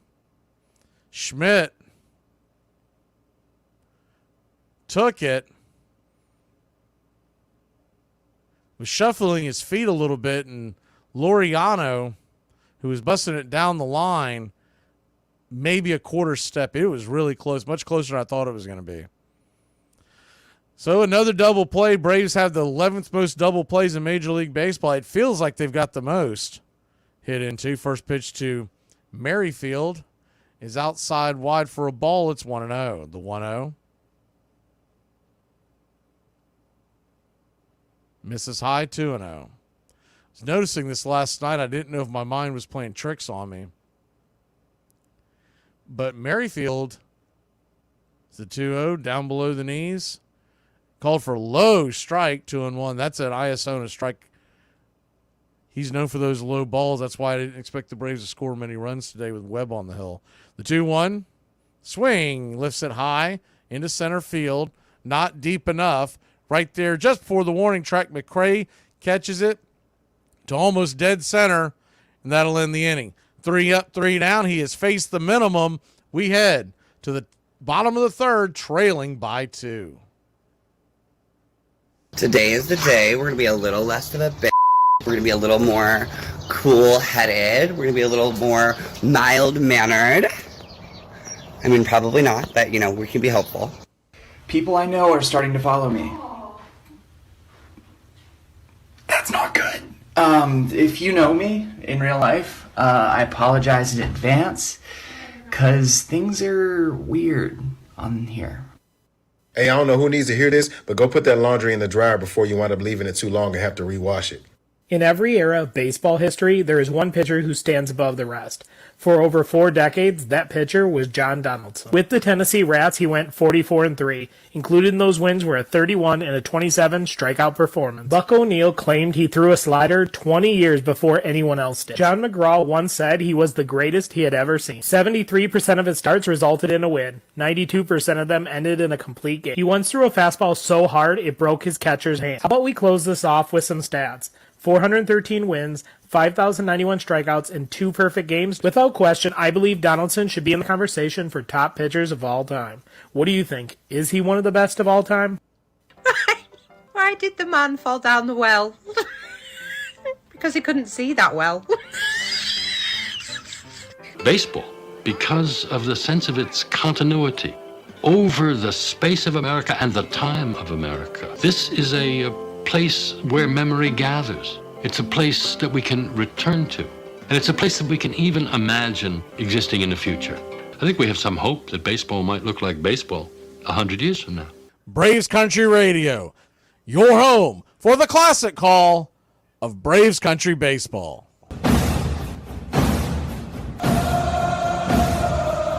Welcome back to Braves Country Baseball. That's what we're here for, pushing buttons. That was a public service announcement. Everyone reminder they need to do laundry. The 0-1 lefty-righty matchup to Chapman, the cleanup hitter. Misses up top, 1-1. I'm just wondering, because I really only follow the major sports, but is there something else other on TV tonight? Not football, not baseball? Because there's only one game as far as preseason goes, and that doesn't draw that much of an attention when it's not on national TV. And there's only a couple of baseball games. One starts at 6:40, the other one's at 8 o'clock. It's really strange for a Thursday night. The 1-2. Caught looking, strike 3. High sinker, got him. One away. Chapman has something to say to Iasona. It's uncharacteristic of Iasona to call the high strike, but he does. It's typically more south, but he does have a north-south tendency. East and west usually don't get quite as much. First pitch on the way to Encarnacion is up top for a strike. It's 0-1.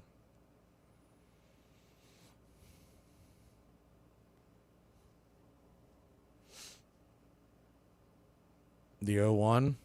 No matter how free he does this year, he's gonna be looking for 5 years about 165. The 0-1. Outside wide 1-1. And that's above the Braves' budget. They don't spend that much. What they're gonna try to offer him is like 5 for 125. And his agent's gonna laugh at it and shop around and get a higher price. The 1-1. 2-1. There may be an angle there if you could give him an extra year and keep him at the 25 range, and then you could bring 6 for 150. That may get it done. The 2-1, down and away. 3-1. But it won't get it done if someone offers 5 for 165, because he's going to look at it as, man, what are you doing to me? But if he's only getting 3-year offers, that's their only route that they could possibly get him at. The 3-1 swung on, chopped foul down the line, 3-2. And it's not like he's from the Georgia area. He's from California. Now, the idea that people keep thinking he's going to go to the Dodgers is probably ridiculous, because the Dodgers have a lot of money tied up in pitching, and they've got Shohei Ohtani coming back next year on the mound. The 3-2, swing, fouls it out of play. Not saying it's impossible, but you think about some of the bigger contracts they have on that team, and at some point the shareholders are going to be like, wait a minute, we can't spend all the money. That's what happened with the Mets. Is that you're going to have a starting rotation in Los Angeles of Ohtani, Glasnow. Is it 3-2? Caught looking, strike 3. Teardrop at the top of the zone, 2 away. So just on brand for Max Fried. Once he gives up those runs, he seems to settle down. You just wish he could do it before then. The Oakland A's are up on the Mets 7-6 in the 8th, so that's good news. Seesaw affair. If we could win today, come back and win, and that score holds in New York, the Braves would inch out just a little further to 3 games in front of the Mets. They're 2 in front going to today. First pitch on the way to Yaz is up top for a strike. It's 0-1. The 0-1 to Yaz. Check swing foul. Kind of an excuse me swing, 0-2. So the Fantasy Football League, we're doing our Fantasy Football League again. If you have interest in it, you need to email us at macmageesports@yahoo.com in the next day or so. It's free to play, and we play for bragging rights, but we do have a trophy that we keep in the studio, and we'll put the name on it's kind of like a Stanley Cup, where each winner each year gets their name on the trophy. The 0-2, chop foul, 1-2. So a 1-2 count.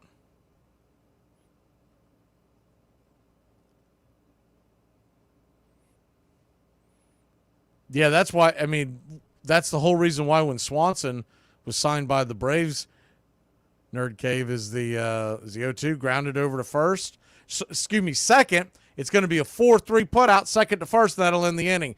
3 up, 3 down. Max bounces back. We got to find a way to get some runs. Top of the order comes up. Well, what are y'all doing? Screwing? I don't play that. I was just mad. You know I ain't mean it. Because why would you put my dog up for adoption, Tawanda? You had to mean that. An hour ago, my granny was a bald head, but now you want to go get seafood. Girl, you. Because my granny got a full head of hair. You. If you mad, throw a shoe. Why you in here punching TVs? Go get your damn purse, because I just got that TV for Black Friday. You mean the world to me. I'll never do that again. You said that when you tried to hit me with your car at Target. You're out of control. We're here at spring training. Let's check in on Anthony Rendon real quick. That's never been a top priority for me. This is a job.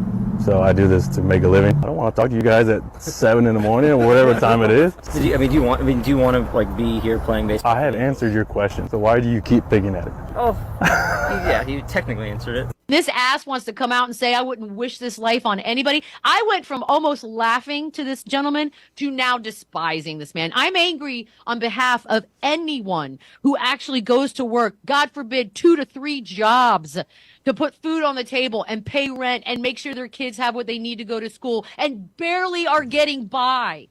That's the life I don't wish on somebody, you ass. Why would you say something this out loud on the day in which you are just now showing up for work for the beginning of the season? Read the room.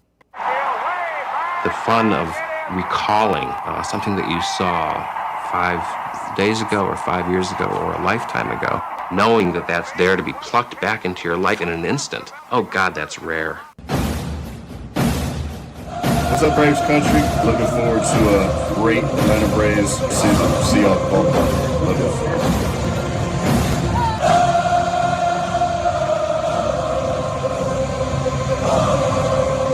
Welcome back. First pitch on the way to Michael Harris as we lead off the 4th inning here is a wide strike on the outer edge. It's 0-1. The 0-1 swung on. That ball sliced into left center field. Coming over, getting the ball is the left fielder, Encarnacion. And we got a runner on first and nobody out. Muddy Mike coming through, slapping it against the defense. They were playing him to pull.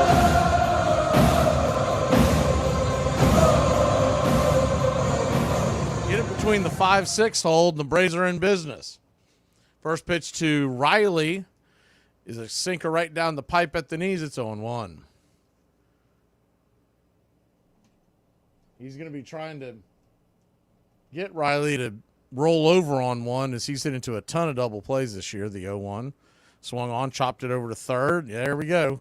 5-4. No, the ball comes out of the glove, and we get an error. So they were going to get a double play, that's for sure. But a bad throw by Chapman is probably going to have Riley safe. And even better, the ball popped out of his glove. Second baseman, Schmidt, he wasn't even hardly towing the bag. It was snow coning. That was going to be safe all the way until the ball came wobbling out. See if they, looks like they're going to challenge this. I just don't think he had control of the ball. But that hasn't stopped them from screwing us over before, so we'll see what happens. The definition is you have to transfer the ball out of your glove. And he could not transfer the ball out of his glove. It pops out. But if they decide that he had control of it, and that's, that one's a difficult one because that is a judgment call. That is not I'm a little surprised that can even be challenged because that is literally the judgment call. His foot is on the bag as the ball hits the glove, but it's rattling around and he tries to transfer it and he drops it. No matter what, Riley's going to be safe at first. But he never transfers it out and drops the ball. Now, some will read it the letter of the law and say that that he's safe. Some will say that he has control of it and that he dropped it after the runner was out. But if you go by what the actual rule book is, Michael Harris is safe on that play.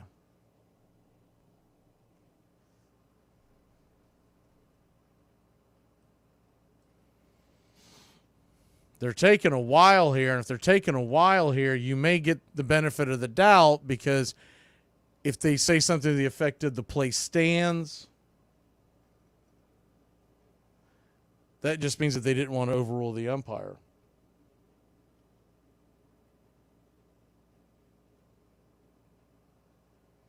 So we'll see what they say here, but usually when it takes this long,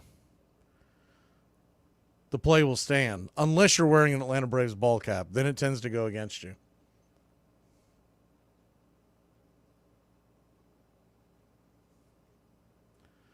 Looks like they're going to come out here and finally have the umpires. He is safe. And they say the play stands.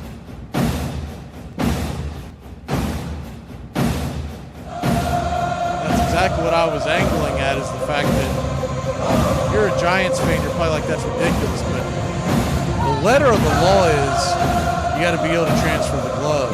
And if there wasn't enough to overturn, if they said, hey, look, we're going to defer this to the umpire's the umpire's original decision, then you have to go with it. First pitch on the way is a strike at the knees. It's 0-1. Dan Iasona says, don't worry, Giants fans. I'll make it up for you. I'll call bum strikes on the Braves. Ozuna's about to snap. The 0-1. Runners on first and second. Nobody out. The pitch. Another one at the knees. Another one called. First strike 0-2. Both of them were technically below the knees, but both of them were in the same spot. So with that being said, you got to have to realize that's a strike. And if it goes to the third strike, you're going to have to swing. He's trying to get the slow-footed Ozuna to roll over into a double play. The 0-2, down and in, 1-2. So a 1-2 count. I got sidetracked, but Merrifield, since he's come over from the Phillies to the Braves, he has almost a 50-point jump in his batting average. 199 with the Phillies, 244 with the Braves. The 1-2, down and in, 2-2. And his OPS is 130 points higher, 709 with the Braves, 572 with the Phillies. All that means, for people who don't understand all that, is that he's getting on the base more with more pop. The 2-2, down into the way, ball 3, and it's a full count. Not a single pitch in this at bat has hit the zone for Webb. He was gifted the first 2 strikes.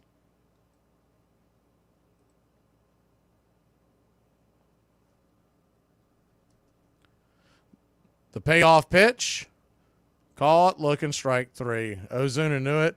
As several times Ozuna has been caught looking here recently. You got to swing the bat, son. I mean, that's all there is to it. What's the old expression? You know, even if you beat a dog, it learns. I mean, time after time after time. You got 2 strikes, but I still put this on Kevin Seitzer. I believe the hitting coach, Atlanta Braves, does not have that mentality.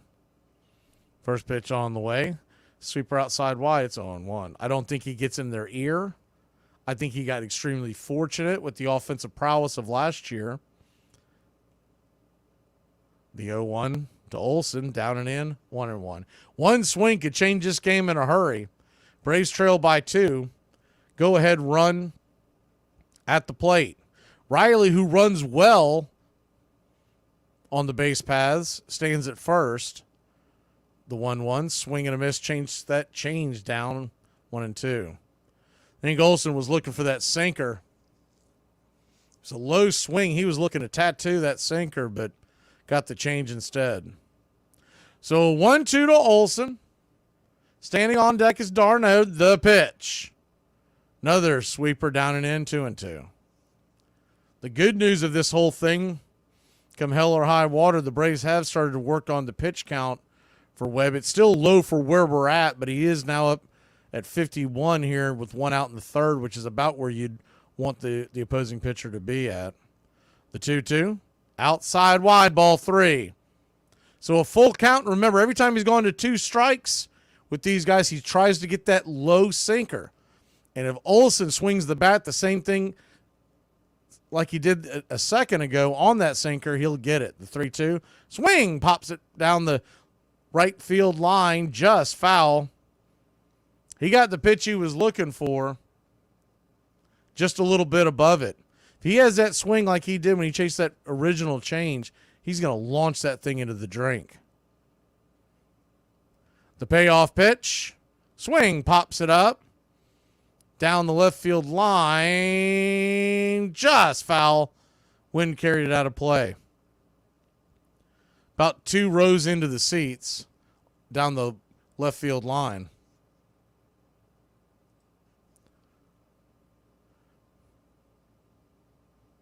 The 3-2 brings it. Swing, chops it foul, sweeper.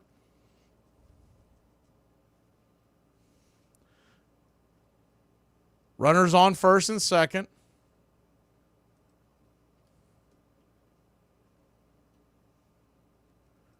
One out. The pitch. Hammered over to first. That's going to be an out. And it was a line drive out. That'll end the inning. No chance for Riley to get on that. I thought it was chopped, but it was line drive. Inning ending double play. We'll be back in a flash here on Braves Country.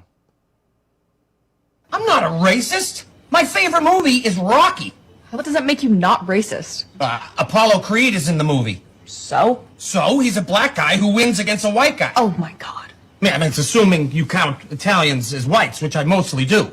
Of course, they weren't white up until the 1960s. They got a big bump after Korea.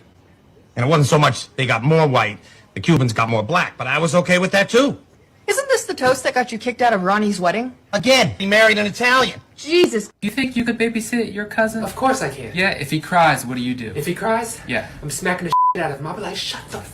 Probably hungry. Oh, then I'll feed him. Okay, but what if he doesn't want food? Now I'm smacking him. I'll be like, no, he could be tired. Oh, then I'll lay him down for a nap. Okay, but what if he keeps crying? You already know I'm f***ing him up. No, you'll rock him. That's what I mean. I'm rocking his jaw like. I mean, rock him. Oh, rock him.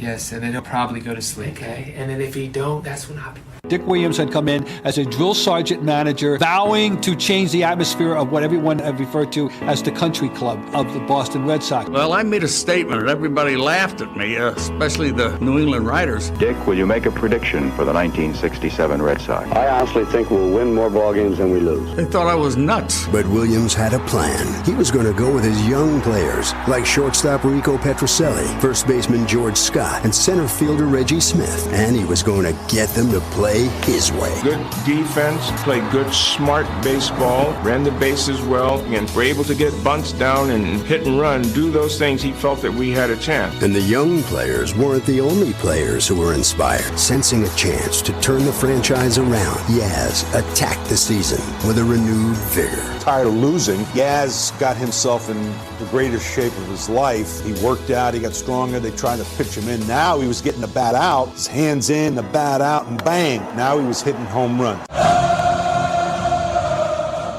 Welcome back to Braves Country Baseball. Max Fried goes back to work trailing 2-0. Man, we've got a couple of bad luck plays. The one at home plate that scored the first run. And that line drive by Matt Olson. We were gifted an extra base. Man, that ball, I guess he just got underneath it. They're showing the replay on the Giants feed. He just got underneath that ball to keep it off the ground.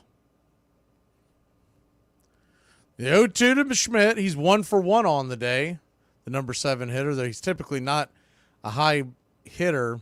It's because the lefty's on the mound. A couple of guys are on the bench. The 0-2. Swing, pops it up. High in the sky. Can of corn. Drifting back into shallow right field is Merrifield. Man, that wind was doing a number on that. One away. Looks like the wind is starting to swirl. On that play, it was actually blowing in a little bit from right field. Beginning of the game, it was dead center going out.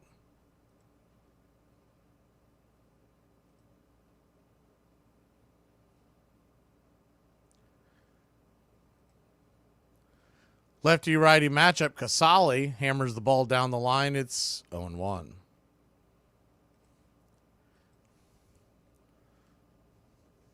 Braves have won 4 of the last 5 and 4 of 6 on this road trip. The 0-1. Inside 1-1. What a difference a few days make, man. Monday afternoon. I think we were all freaking had our heads in the oven. The 1-1. Hammered over to Merrifield. It's off his glove. He rebounds, grabs it, fires it to first, and it's a 4-3 putout. Way to stay with it. Merry-go-round 2 away. He's hitting it against the shift. Just was not able to get it past Merrifield. Thought when Merrifield had the problem, that ball coming off the lip of the grass, the runner might beat it out, but then I remembered it was Casale, the hind catcher. First pitch on the way to McRae, who's 1 for 1, but we'll put an asterisk next to that. That should have been a force out, fielder's choice. Instead, they called it a base hit. The 1-0. Teardrop right inside, 1-1. That's called good old-fashioned home cooking from the umpires. Or, excuse me, the scorekeepers. Max Fried will be able to challenge that. The 2-0. Right there at the knees, 2-1. So if they don't change it by game's end, he'll still be able to change it after the game. So you may see his ERA dip tomorrow morning or the next day. I think they have 48 hours to overturn it. The 3-0, outside wide ball force to the number 9 hitter has been a problem. This guy couldn't get a base hit last night. Looked outmatched, and now he was gifted an error to reach that was given as a base hit. And Max Fried can't find the zone, and that's going to face Fitzgerald, who is a problem with 1 on and 2 outs. And he does have speed.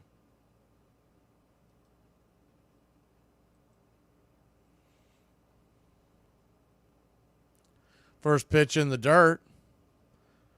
Right there for a ball. It's 1-0. The 1-0.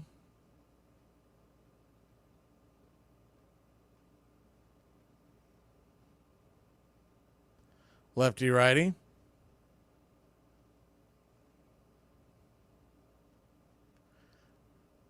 Flips it over there to first. McRae gets back.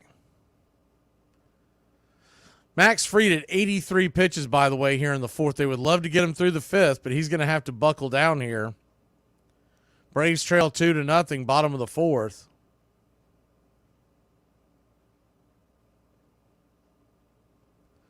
Flips it over to first again, and now he's out of moves. And neither one of those was really Max Fried's, what you would consider, elite move. So unless he's going to play the game of bringing the elite move and risk the balk, it's a bold strategy, Cotton. We'll see how it works out. The 1-0, swing and a miss, change up over the top. 1-1.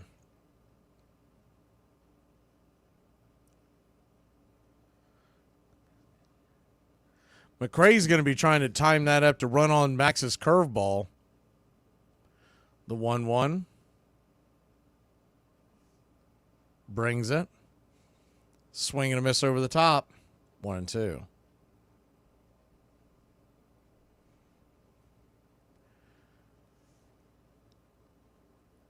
The 1-2. This could be where McRae decides to go. If he gets that curveball, even if he gets thrown out, Fitzgerald would lead you off.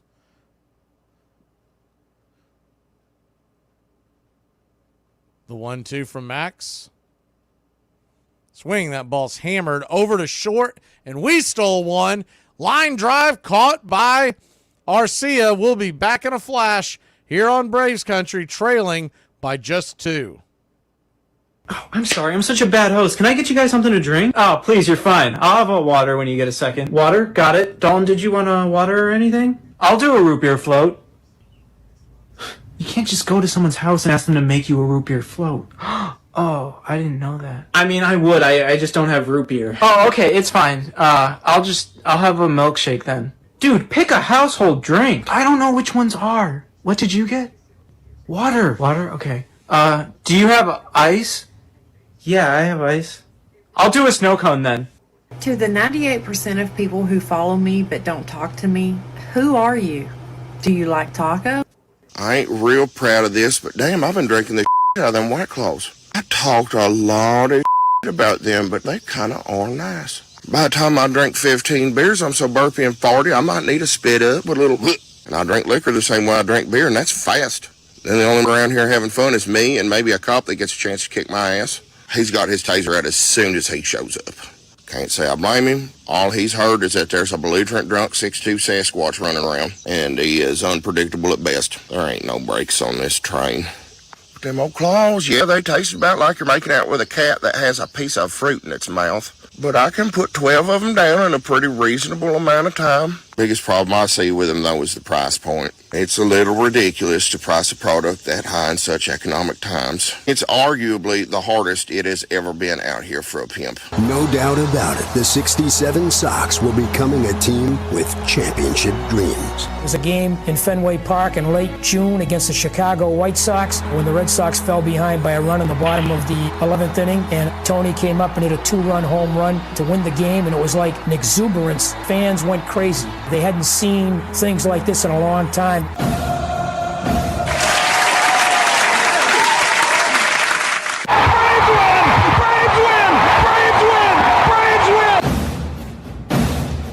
Hunter smashed that sign, so we got it off the screen. First pitch on the way from Webb. Strike, it's 0-1. The 0-1, Darno, swing and miss, 0-2. So 0-2 count.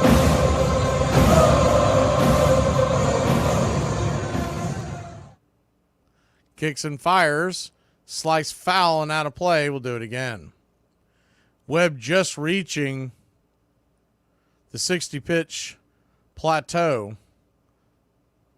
It's about where you want him. He was on a really low pitch count before last inning. Could have been much higher if that line drive hadn't been caught at the shoe tops over at first.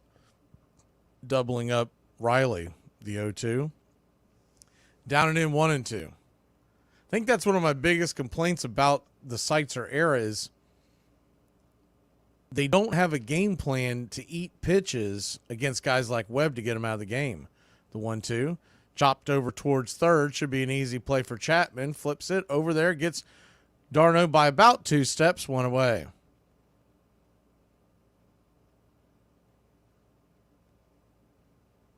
Put it up on the screen a little while ago, but for those of y'all listening on radio, the Oakland A's have beaten the New York Mets 7-6. The Braves are now 2.5 up on the wild card. First pitch on the way at the knees for a strike to Arcia. It's 0-1. It's a big deal there. When you're at home coming off a terrible road trip and you're the Mets and you're getting to play the A's, you want to bounce back as the 0-1. Dribbled over to first base. That'll be an easy 3-1 put out, quickly 2 away. So the Braves in this inning are back to swing at the first thing they see. If they don't right the ship here, Webb will go 8 innings. But the Mets lost that series, if you haven't been paying attention. They lost the series to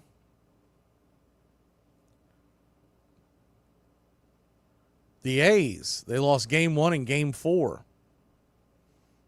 Game 1 and game 3, excuse me. First pitch on the way to Kelenic is a swing and a miss strike. It's 0-1. The Marlins, I believe, are coming to New York this weekend. And then I believe I saw that they're going, they've got another West Coast road trip that they're going out on. The 0-1 swung on, chopped foul, 1-1. I was keeping an eye on it in the background, and once I saw they got to the 9th inning, I was like, they're toast. That Mason Miller's coming on the mound. Nobody gets to that dude, man. He is by far the best closer in baseball. The 0-2. Caught looking, strike 3. 1, 2, 3. Can we help you with anything, Celtic? No, just looking. We'll see you. We'll head to the bottom of the fifth, trailing by 2. I don't get offended when people tell me that I look tired. I am tired, and God forbid I look like what I am. Maybe then someone will look at me across the room and go, should I bother her with my useless bullshit today? Maybe not. She looks a little bit tired. And then we'll all live happily ever after, because on that day, I was left alone. Y'all, my 6th grade teacher used to tell me if I didn't do well in school, I would wind up working on the back of a garbage truck. Little does she know the garbage man actually makes more money than she does. What did the buffalo say to his son when he left for college? Bye, son. Hey, Braves Country, this is Mac Magee with Braves Country Radio. We are bringing you pitch by pitch, play-by-play of your Atlanta Braves all year long. Please like and subscribe today. It's free, and it helps us bring you more of the game we all love. Braves Country Radio, your home for the classic call of Braves Country Baseball.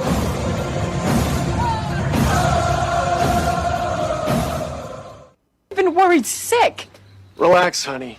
I just took him to the mall to hang out. The mall closes at 9. It's 12 o'clock. You stopped off for ice cream. When the did we get ice cream?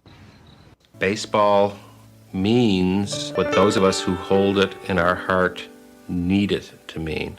It can be a game, a pastime, or it can be something by which we measure the seasons of our lives, or it can be something that serves metaphorically for the battles, the wars, the triumphs, and the tragedies of any form of human conflict. I'm content for it to be a game.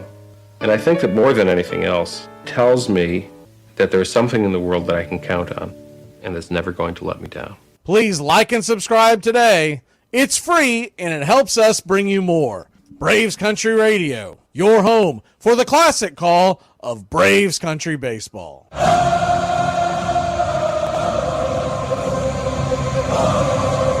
Welcome back to Braves Country Baseball. Max Fried back to work. First pitch hammered down the left field line, but foul. Hooking mad foul into the seats underneath the overhang. It's 0-1. Kanya walked in the second. He's 0 for 1. The 0-1 rips it, chopped over to third. Make that short, and Arcia's got it. 6-3 put out. One away. Braves were actually guarding the lines, so Arcia standing where normally a third baseman could get to it. One down.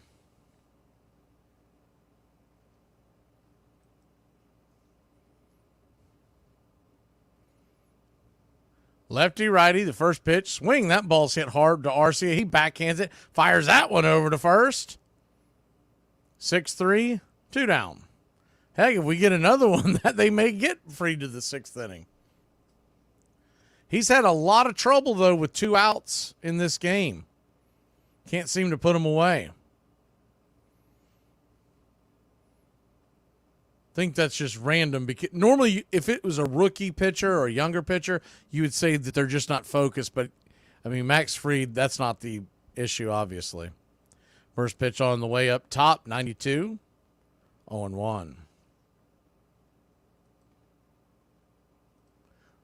Atlanta Braves head to sunny California, stay in sunny California, to the land of angels.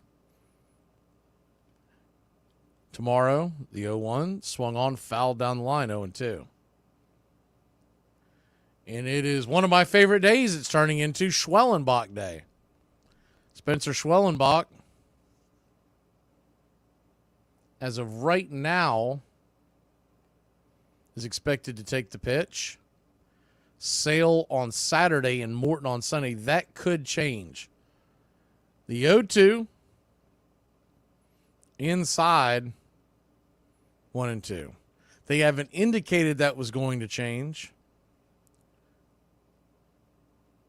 And they may not want the Phillies to see Chris Sale. And that's the other thing, that some of these reporters were kind of complaining that Sale wasn't going to see the Phillies. Is the 1-2 down and in, 2-2.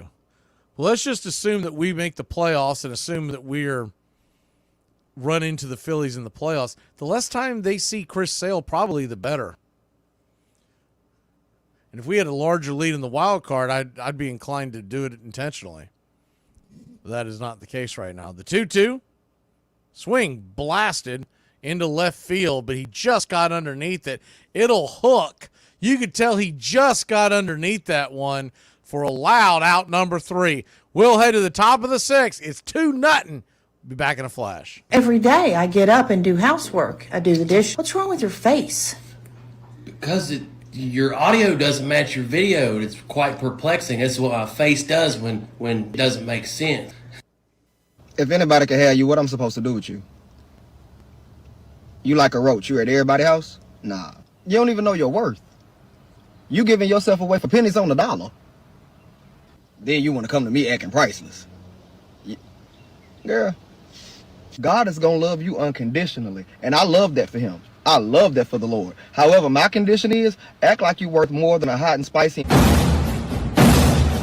Hey, Braves Country, I'm Mac Magee.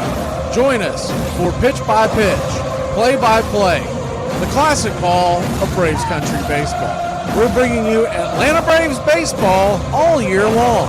Jump into our pregame show, Braves Country Today, just before first pitch. Stick around for the postgame show, Braves Country Tonight, where we will open up the phone lines and react to your calls or your comments all year long. That's Braves Country Radio, pitch by pitch, play by play, your home for the classic call of Braves Country baseball.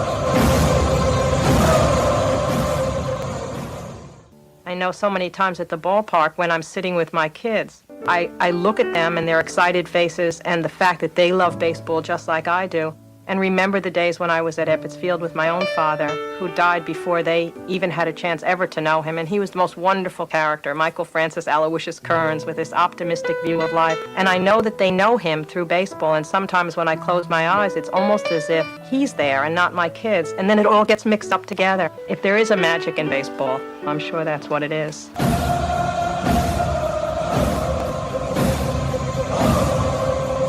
Welcome back. First pitch on the way.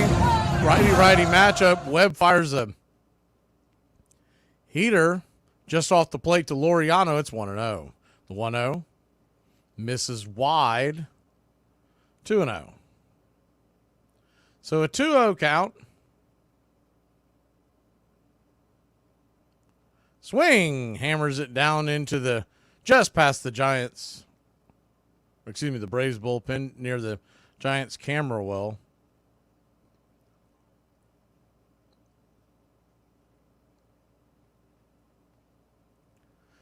The 2-1.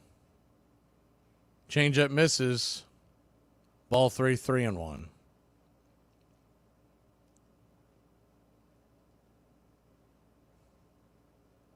The 3-1 pitch. Swing. Hits it hard over to third, but right at Chapman. He's got plenty of time. 5-3, 1 away.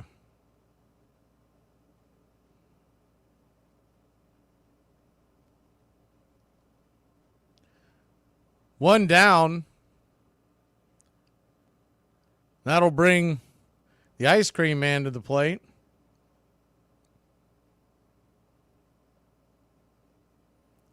First pitch, swung on, pops it up. Are you kidding me? Man, the Braves trying to get this guy a complete game. He's at 73 pitches, 2 outs here in the 6th.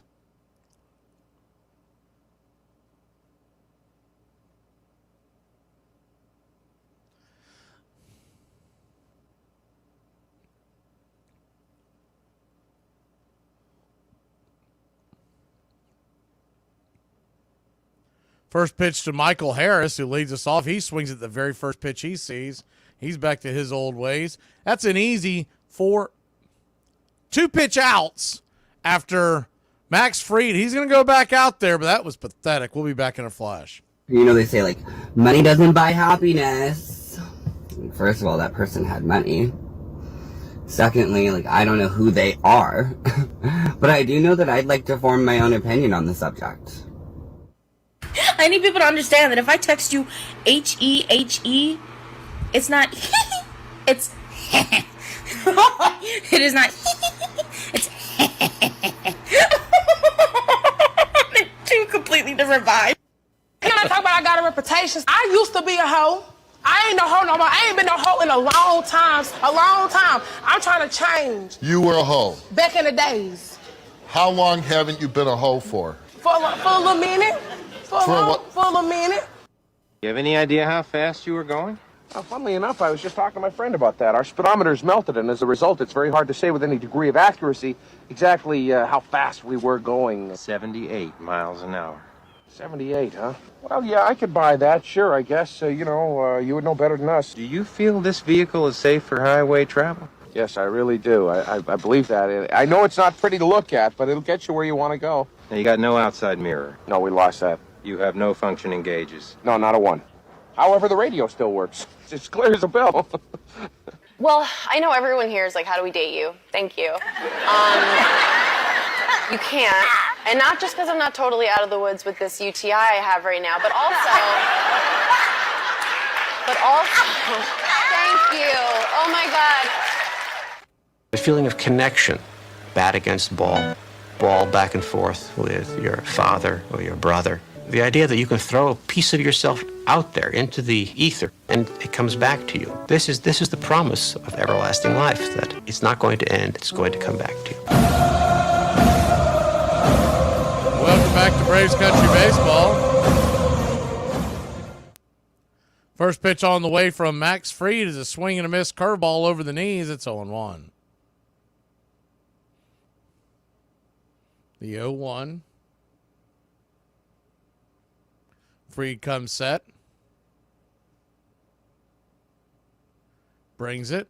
Chops down over deep into the hole at short. RC has got it. Fires it over to first. One away.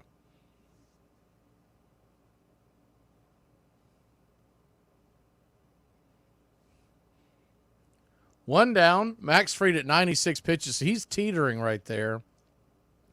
The Braves will have a day off Tuesday. So you're going to get an extra day off for all your pitchers built in, so they may let Max go a little further than that 100. First pitch on the way to the left-handed bat of Yaz is right there for a strike. It's 0-1. Interesting little tidbit. It's not the same family, Dirty. The 0-1. Up top, misses wide, 1-1. The 1-1 count.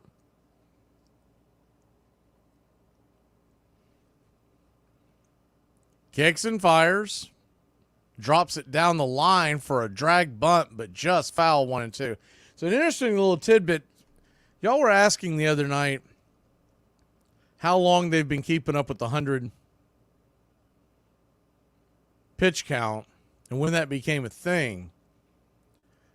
And they really didn't start hammering it until probably about 20 years ago.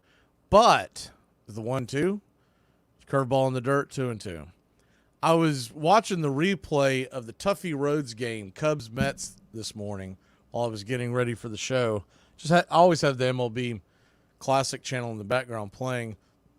Sometimes I'm listening, sometimes I'm not. But the point is, Steve Stone and Harry Carey were doing the game for the Cubs, and they were talking about Dwight Gooden being up around 100 pitches.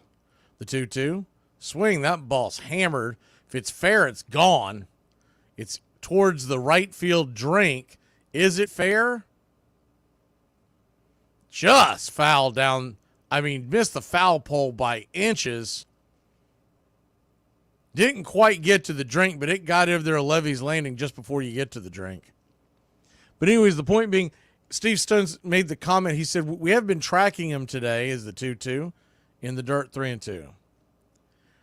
But they were saying they thought that Gooden was up around 100 pitches, and you could tell the difference in the velocity. So obviously they were already starting to pay attention to that. I believe that was 1994. It was either 93 or 94. It was opening day. It's famously known by Cubs fans, the Tuffy Rhodes Day, where he just had he literally had a career day. Never had much of a career, but he had a hell of a day that day. I want to say he had 3 home runs or something insane. 3-2, change-up misses. 1 on, nobody out. Head on down to first. That may be it for Max. He's at 103, and yet Snicker's going to come out and get him. We'll see who they go to.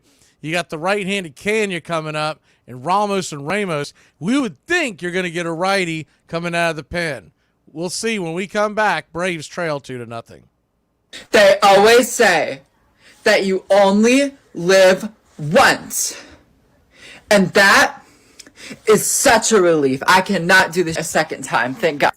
My mom isn't wearing shorts or underwear under her dress. That's what my daughter just said to the salesman at the mattress store. We went to look at mattresses, and I have a white dress on. And I made a strategic decision before I left to not wear anything underneath it. And my kids saw. Mistake number one, they saw it. And mistake number two is I didn't fully answer all of their questions before we got out of the car. So they still didn't understand that it wasn't something that we should share. So fast forward to walking into the mattress store, and they shared that information immediately, just freely with that guy. So needless to say, it was challenging for me to lay on the mattresses, especially knowing what he knew at that point. And then we didn't buy one because we left pretty shortly after that. 5 out of 10 would recommend this dress. It's a cute dress, but you just can't wear anything underneath it. 0 out of 10 would recommend having kids.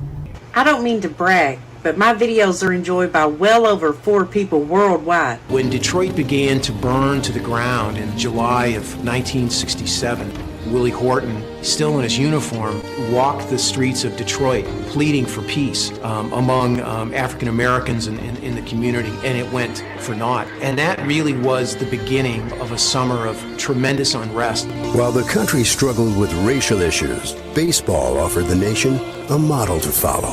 It never was an issue. I don't think it hardly ever is an issue in baseball. It's colorblind. It's been colorblind since Jackie Robinson broke in such a long time ago.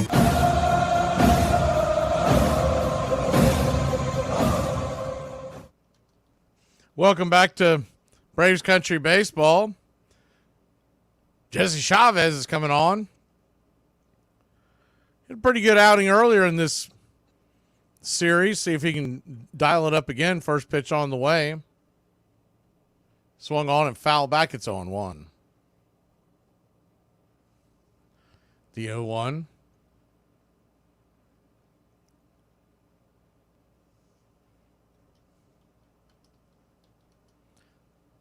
'87 just misses the black. 1-1. Righty-righty matchup. Schmidt at the plate. You got a double play in play here with a runner at first and 1 out. The 1-1 from Jesse. Swing. Pops it back foul. Cutter. 1-2.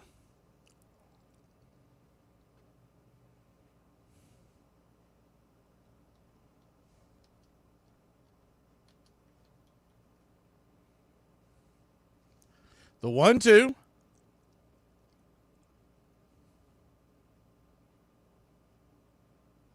Chavez brings it. Nowhere near the zone. 2-2.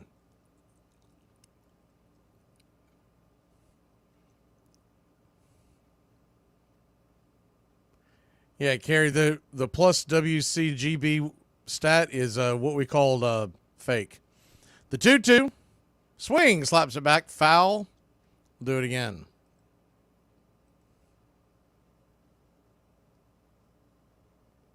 Braves nothing, Giants 2.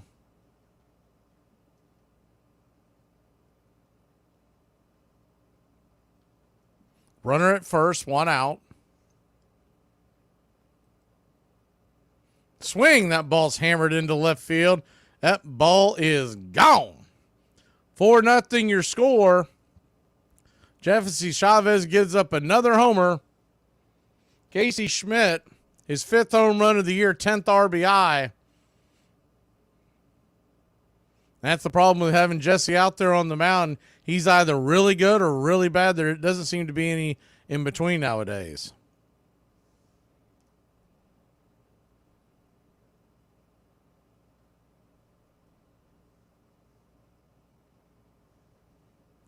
Just got over the wall. But it got out in a hurry. Really didn't give Kelnick time to get over there.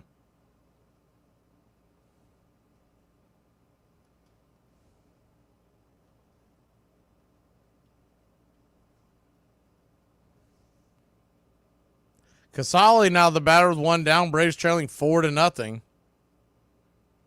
First pitch on the way. That ball's hit high into left field. Drifting back, making the catch, fight in the sun is Kelnick. 1-0.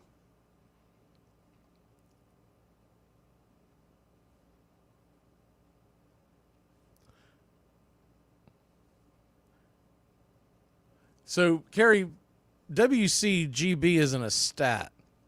WCGB stands for Wild Cards Game Back. So if you're seeing that somewhere, that's what it stands for. If you're wanting to go over the wild card numbers, I'll give it to you in a second. That ball's hit deep. That ball's gone. Another home run. Ding dong, that pitch is dead. And Jesse Chavez giving the Giants great batting practice right now. It's 5-0 San Francisco.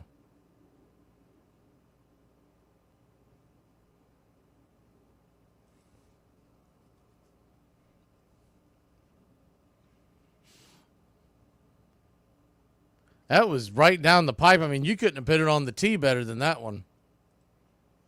So Brian Snitker comes up snake eyes here, going to Jesse Chavez out of the bullpen. First pitch on the way, down and away. It's 1-0. That's one of those things there where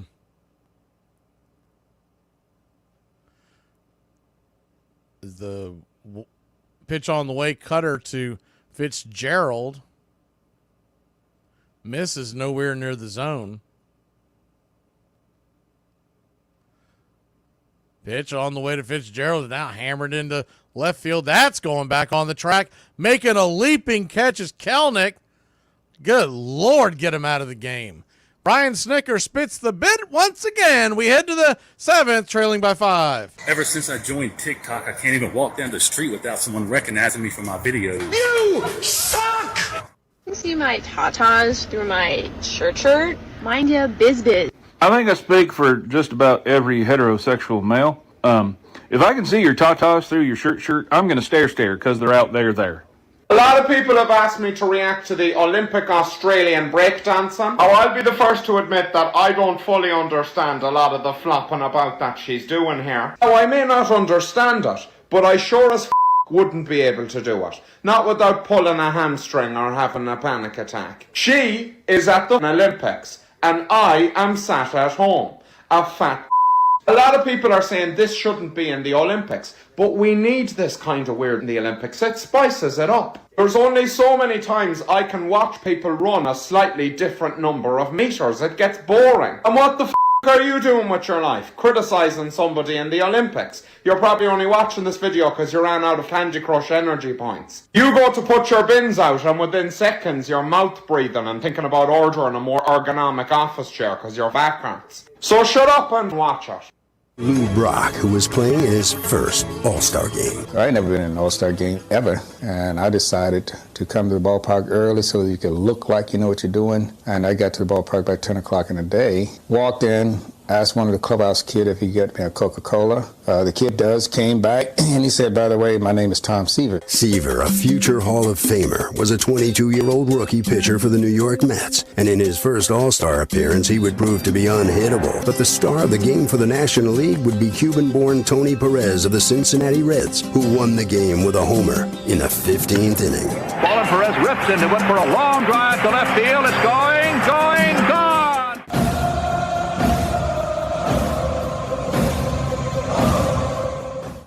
Welcome back to Braves Country Baseball. We go to the top of the 7th. Braves trail 5-0 after that disaster of a bottom of the 6th. Jesse Chavez gave up 2 of those 3 runs, so Max Fried finished the game with 3. Shouldn't be earned. There should have been an error in the inning in which he gave up that first earned run. 1-2 to Austin Riley after he fouls back that last pitch. So the idea of going to Chavez in that situation is a little dumbfounding as the 1-2 down and away 2-2. I'll tell you why. Yeah, it's a big park, but the ball is blowing out, and Jesse Chavez is a fly ball pitcher.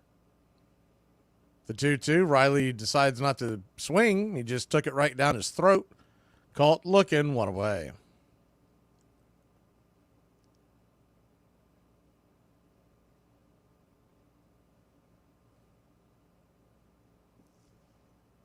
One down.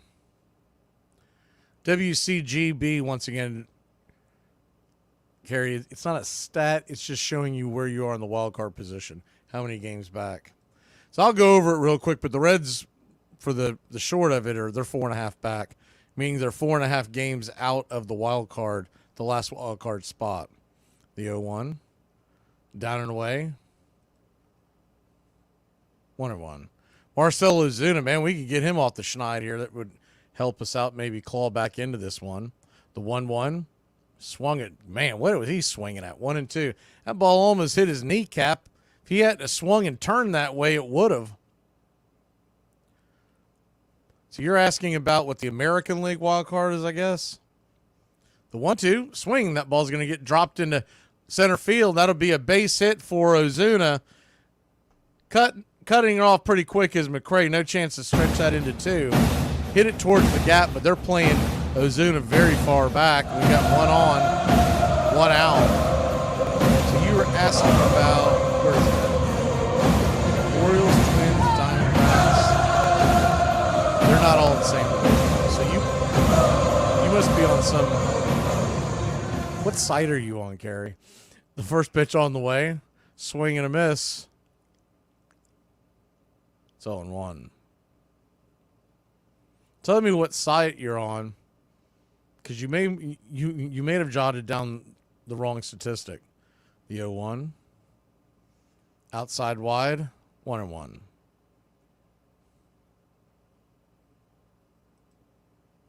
One count.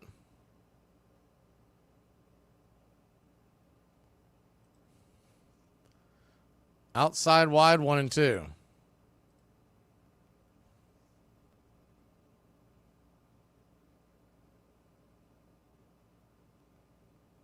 The pitch, nowhere near the zone, 2-2.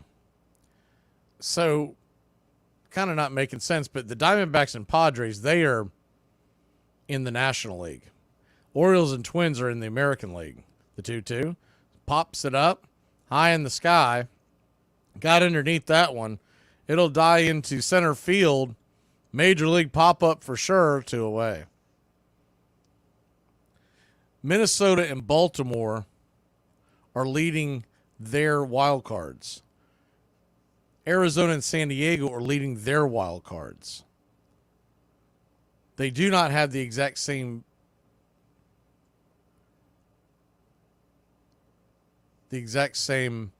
standings. Arizona and San Diego both identical at 69-53, but the other two in the American League, they are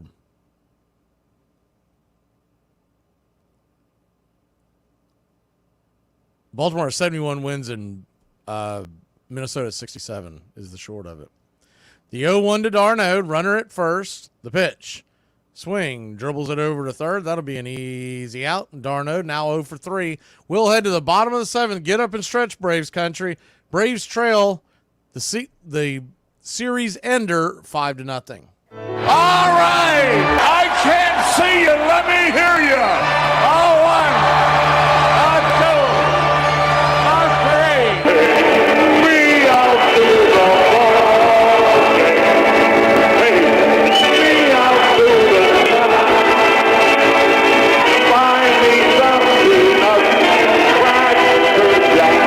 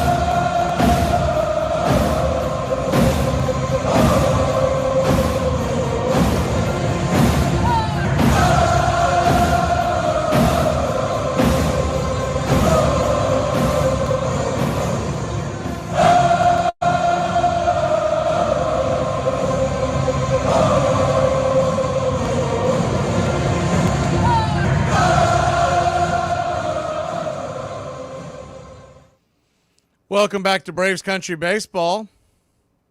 If you do want to join the Fantasy Football League free to play, we play for, as we say, we don't play for money, we play for blood. We've been doing this. I think this league for this particular radio station, it's the first pitch on the way to Kanye's up top for a ball. It's 1-0. I think this has got to be the 11th season, I believe.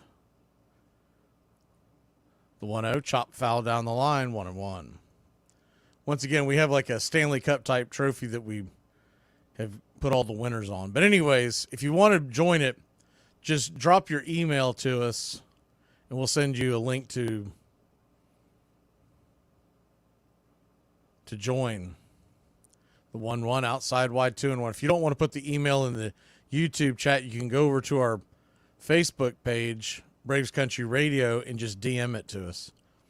The 2-1, right there at the knees for a strike, 2-2. Chavez is back out there again at this point. I think Snicker's given up. He's just like, go out there and eat some innings. But yeah, Chavez coming in that game at that point, down 2 runs, with the wind blowing out, and he's a fly ball pitcher. Is it 2-2? Foul back. We'll do it again. Just really strange strategy. Would have thought maybe we would have seen Pierce Johnson in that situation. A couple other right-handers you could have went to. The 2-2, chopped over towards short. RC has got it, flips it over to first. 6-3 put out, 1 away. You know, you still have Jimmy Herget, but I don't think that's where you necessarily want to go. Luke Jackson, he's a fly ball pitcher, so it's a bad idea to go there. It's a little unconventional with all the righties on the mound, but Dylan Lee is a ground ball pitcher. It just seems that's one of the problems with the Braves doing what they've done with their roster, is that they've been short a guy in the pen using Grant Holmes as a starter. First pitch on the way is outside wide for a ball. It's 1-0. But he said 5:45 a.m. The draft is August 31st, and it's at 8:45 Eastern time. The 2-0, outside wide, 3-0. Imagine having to get up at 5:45 in the morning for a draft. The 3-0, I think everybody would be auto-drafting at that point. The 3-0, swing, that ball's hammered into left field. That's going to get down for a base hit. Up against the wall, and it's a 1-out double for the Giants here in the bottom of the 7th.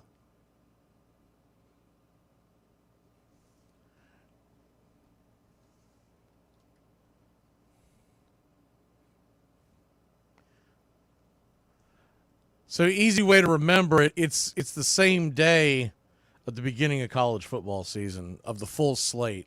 College football technically starts next weekend. Next Saturday, there's about 4 or 5 games, but the full slate, it's that day. First pitch on the way is up top for a ball. It's 1-0.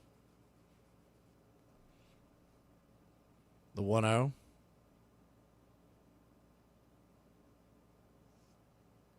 Kicks and fires.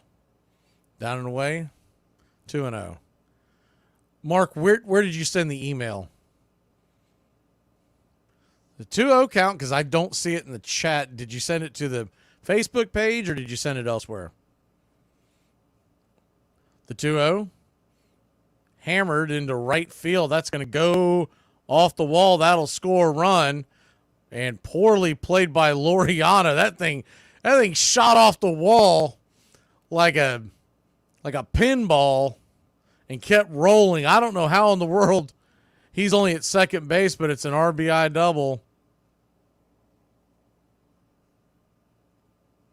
And the Braves trail 6-0.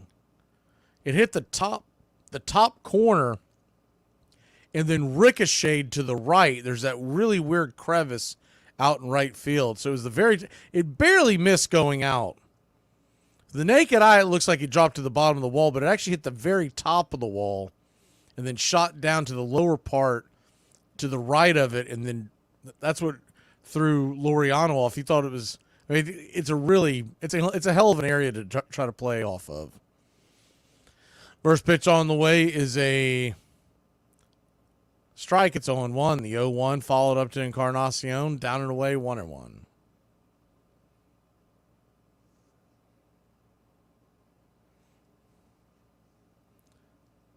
So a 1-1 count. Once again, that's AM. We're not doing this at night. And this is in the morning, 8:45 Eastern time, August 31st. That's when the draft is. And it's a snake draft. It's a redraft. It's not a dynasty or salary cap, anything like that, auction, whatever you want to call it. The 1-2. Outside wide, 2-2. He said he put it in the chat. Mark, how far back in the chat did you put it? Because there's a lot of comments and I don't see. Your name doesn't jump out as much because it's not highlighted like some of the others. The 2-2.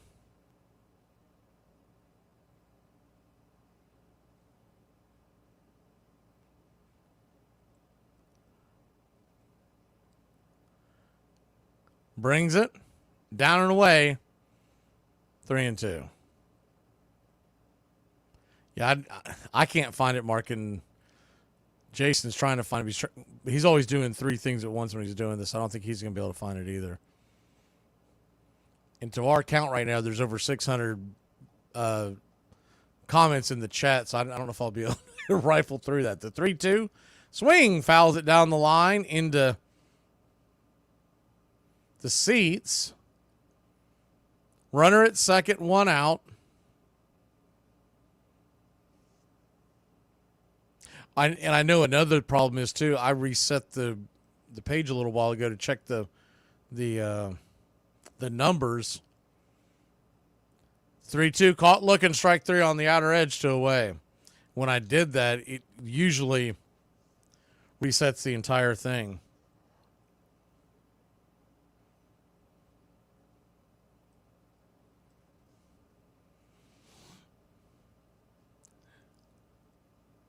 I kind of felt like this was going to be a tough outing for the Braves facing Webb because the Braves play into Logan Webb's hand every time they face him. Is we're going to make another pitching change. We'll see who this is coming out. Maybe Dylan Lee. It is a left-hander, but his head was down, couldn't make it out. We'll stay right here with you during the break. But Logan Webb, he is like the Braves' worst nightmare because he stays low in the zone. He stays around the zone, and unless the Braves groove one or two, the Braves always end up letting him go deep into ball games. And so that's what you're dealing with.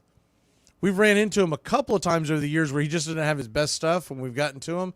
But typically, Logan Webb goes 6-7 innings of either shutout or one-run ball, and Max Fried has been kind of up and down. He still didn't pitch a terrible game. Almost 6 innings with 3 runs normally keeps you in the fight, but the home runs by Jesse Chavez have just gotten ridiculous.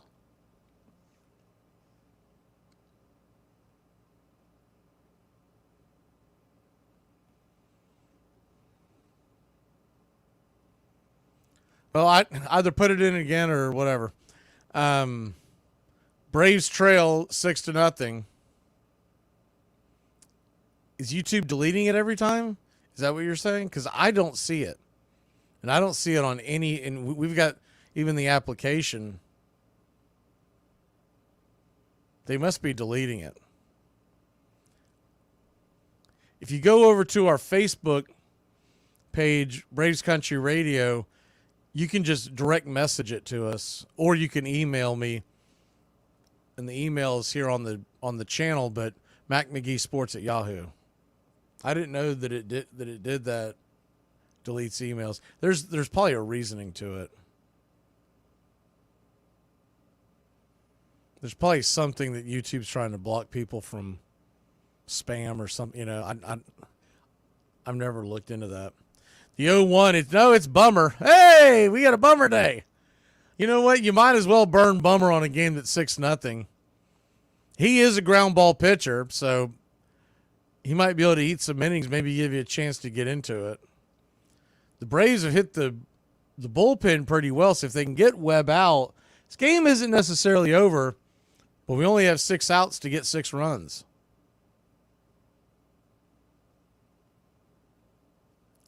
The 1-2. Up high, misses, 2-2. So a 2-2 count. Mark, if you just put what it is and then right after that put Yahoo or Gmail, then I'll be able to figure it out. The 2-2. Swing and a miss, strike 3. We'll head to the top of the 7th. A touchdown gets us the lead. We'll be back in a flash. 8th inning we go. Now you listen here, you walking pile of panic attack. You're gonna inhale, exhale your way through this bull if it's the last thing you do. Your thoughts aren't real, your mind hates you, but you're gonna give it the old and you're gonna be okay. Did you know that the St. Louis Cardinals didn't get their name from a bird? Before they were the Cardinals, they were the Perfectos. And those Perfectos were decked out in red socks, red trim, and red accents. On that team was one of the greatest pitchers to never win a Cy Young himself. At one of their games, a columnist from the St. Louis Republic named Willie McHale overheard a fan call their uniforms a lovely shade of Cardinal. Sometime after, McHale would begin to refer to the team as the Cardinals, and the fans began to follow suit. 1 year later, they officially changed their name to the Cardinals. Going forward, the birds on the bat would become their emblem, and it has been used ever since. And there you have it. The Cardinals didn't get their name from a bird. It came from a fan who was commenting on the color of their uniform. Some days you gotta wake up and say, I got a fat ass and a good heart. And that's gotta count for something. Can I get an amen? I don't trust stairs. They're always up to something. On October 14th, 1992, the Pittsburgh Pirates were in Atlanta, facing the Braves in the 7th and deciding game of the National League Championship Series. With 2 outs in the bottom of the 9th, Pittsburgh led 2-1, but Atlanta had the bases loaded.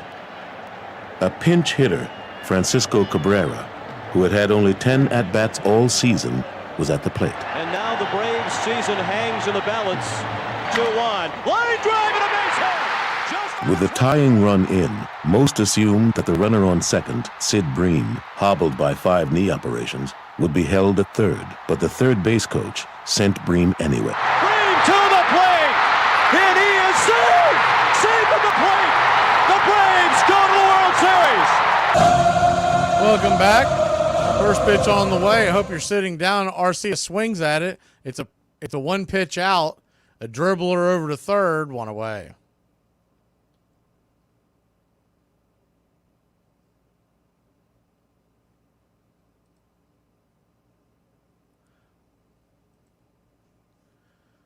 One down here in the top of the 8th. Mark, if you want to take a look, I believe Jason just sent it from our league. First pitch on the way to J.K. Kid Kelnick is out there for a strike. It's 0-1. Kelnick is 1 for 2 on the day. It's good to see him get a base hit. He's been struggling so badly.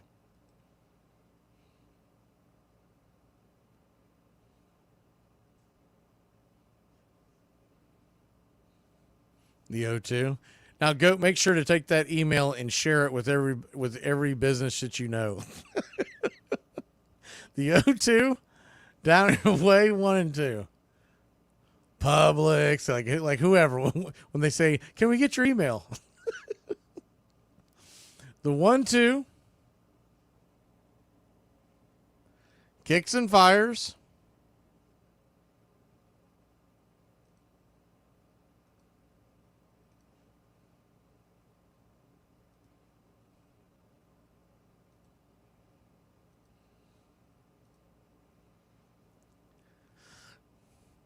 Pitch was down and away, swing and a miss. Man, that thing was diving off the plate.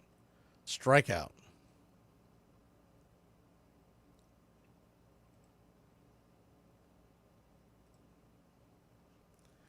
We went and took it off for you, Mark. The 1-0, right there at the pipe. 2-0. The 2-0 count. Lets her go. Right there for a strike to Ramon Laureano, 2-1. So a 2-1 count.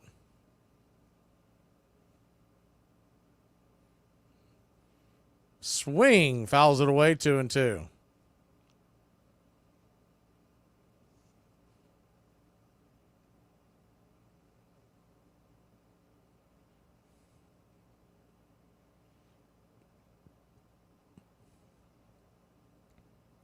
The 2-2. Up top misses, ball 3, 3-2. So a 3-2 count.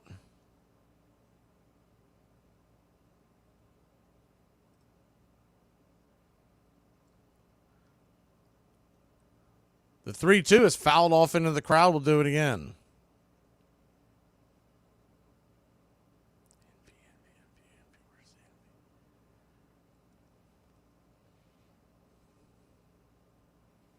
The 3-2 pitch. Outside wide, ball 4. And Laureano works his way aboard. By the way, Webb is up over a century mark now at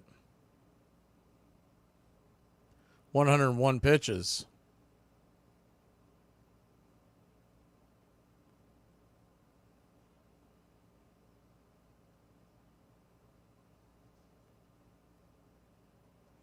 Check your spam, Mark. First pitch on the way. Right down the pipe for a strike. It's 0-1. The 0-1.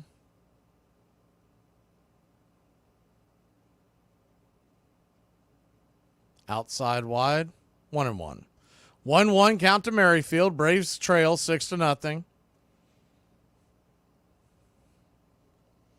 If you get on here and you get a swing into the drink, the 1-1 swung on that ball is going to drop into right field.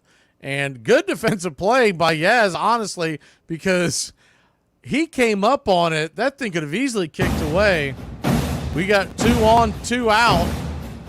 Laureano goes first to third.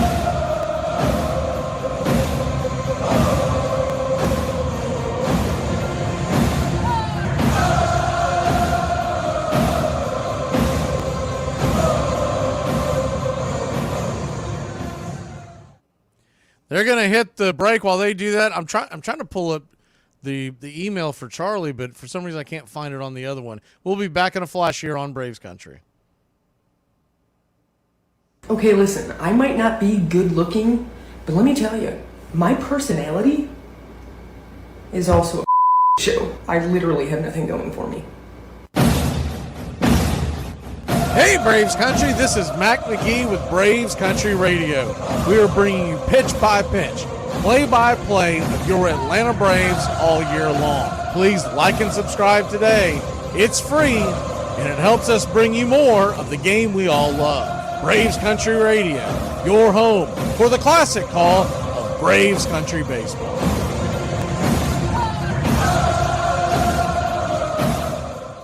I told my doctor I could only hear buzzing. He said, don't worry, it's just a bug going round.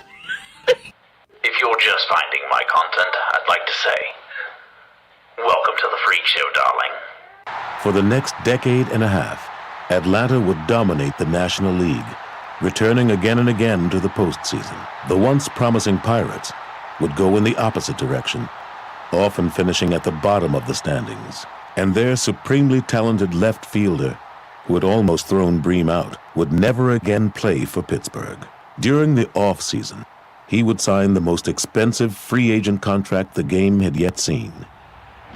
He would go on to become one of the greatest and most controversial players in the history of baseball.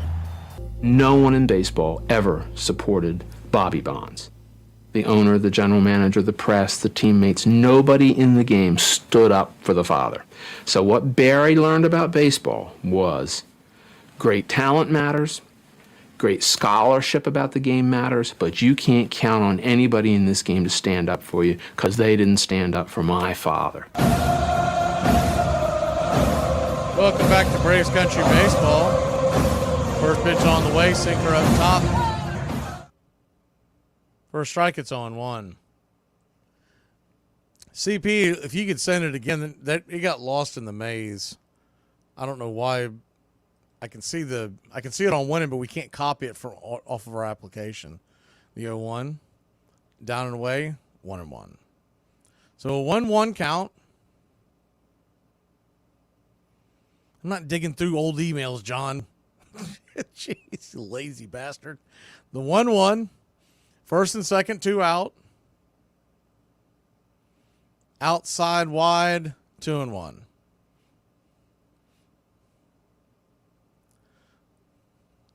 Now he called that a strike? Wow. Okay. 1-2. Wow. That pitch was about a foot outside the zone. He's trying to make a plain right for sure. The 1-2 swing lifts it high. Jammed him a bit. That's not going to go very deep. And that'll end the inning in left field. And Encarnacion makes the catch. We got 6 more outs to get through. And then we head to the land of angels. We'll be back in a flash. Am I boring? Sure. Social skills? None. But I'm loyal if you feed me, and I will never leave you because, well, I need the food. Please like and subscribe today. It's free, and it helps us bring you more. Braves Country Radio, your home for the classic call of Braves Country Baseball. I think one of my biggest faults is that when I ask somebody what their name is, I forget to listen to what their name is. On July 15th, 1994, in a game between the Chicago White Sox and the Cleveland Indians, umpires confiscated a bat belonging to the Indian star slugger Albert Bell. They suspected Bell had tampered with it, illegally hollowing it out and filling it with cork to enhance his bat speed. Bell's teammates were worried. They were sure that all of Bell's bats were corked and did not want their best player suspended. Indians pitcher Jason Grimsley had a plan to get his teammate off the hook. Gripping a flashlight with his teeth, he hoisted himself into the crawl space above the clubhouse and inched along on his stomach until he was on top of the umpire's dressing room, where Bell's bat had been locked away for safekeeping. Grimsley lowered himself into the room, replaced Bell's bat with an unadulterated one belonging to another player, and then crawled back to the clubhouse. The umpires were furious when they discovered the switch, but there was little they could do about it. The hero of the piece is probably Jason Grimsley because he's the one acting on behalf of the team. But there's your problem with cheating. Some of it is, in fact, weirdly commendable, if not noble. You know, Gaylord Perry, how many times did he throw a spitball, and how many times did he merely convince you that he threw a spitball? How many of these are not so much cheats as deceptions, artful deceptions?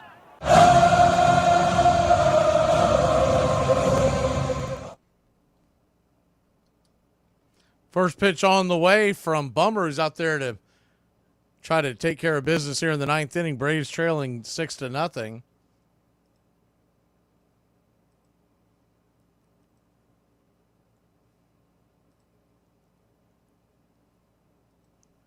Lefty-righty matchup. First pitch on the 0-1 is hit hard down the third base line. Diving play by Riley. Jumps up, fires it across the diamond from the grass in foul territory, and it'll be an infield single just barely. That was a heck of an effort by Austin Riley. A perfect dive and a perfect throw. I didn't think it was going to be that close because he had so far to go away down the line, but man.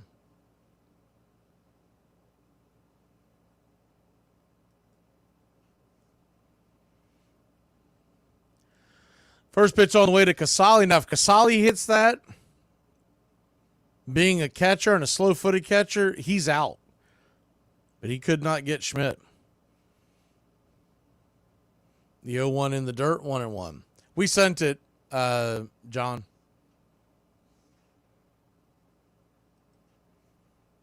The 1-1. Down and in, 2-1. So a 2-1 count. The league is filling up, so anyone that wants to play, make sure you do it soon. The 2-1. I think it was John that asked. It's on the Yahoo app. Is the app that we, or Yahoo website, either way. The 3-1 pitch.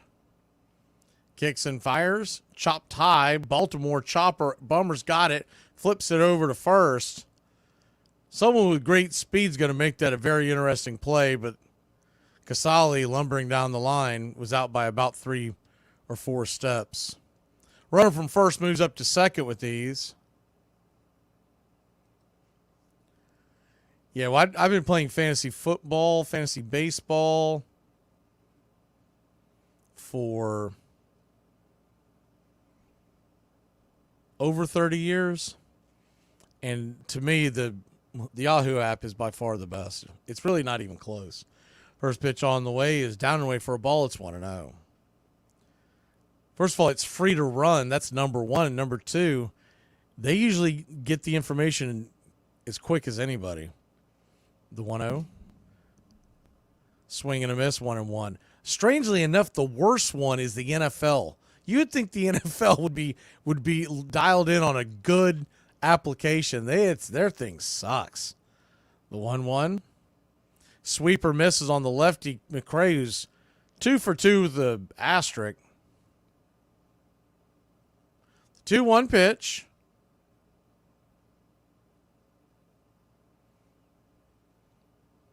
ESPN is not good either for baseball or football. The 2-1 right there at the knees, 2-2.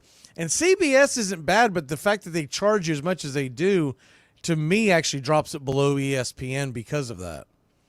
I mean, they charge, I think it's $160 to run a league. The 2-2, swinging and a miss, strike 3. I'm in a league this year. It's my first year being in this league, and I tell you right now, it's my last, because their commissioner will not get out of CBS, and I'm like, dude, I can't deal with this. He's got some really screwy rules too. It's got something to do with it. It's not, if you ever played fantasy baseball, it's not a true league. Like there's no streaming appeal. It's just you're locked in to whatever you drafted. First pitch down and in is for a ball. It's 1-0. But I did it as a favor to somebody.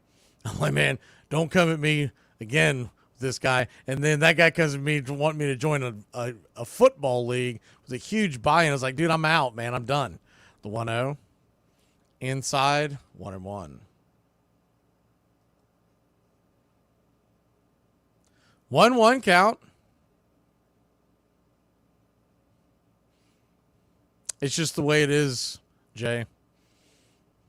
Down and away, 2-1. We don't have a ton of games off down the stretch, if that helps you out. But that's just the way baseball always is. It always evens up in the end. The 2-1. Down and away, ball 3, 3-1. At one point, we were several games back.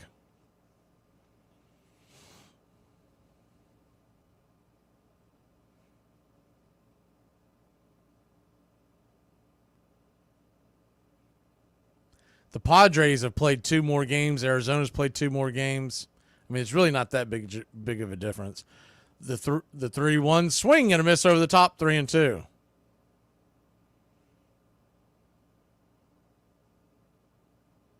So a full count. The only rain out we have left to make up is the September 9th one with the Reds.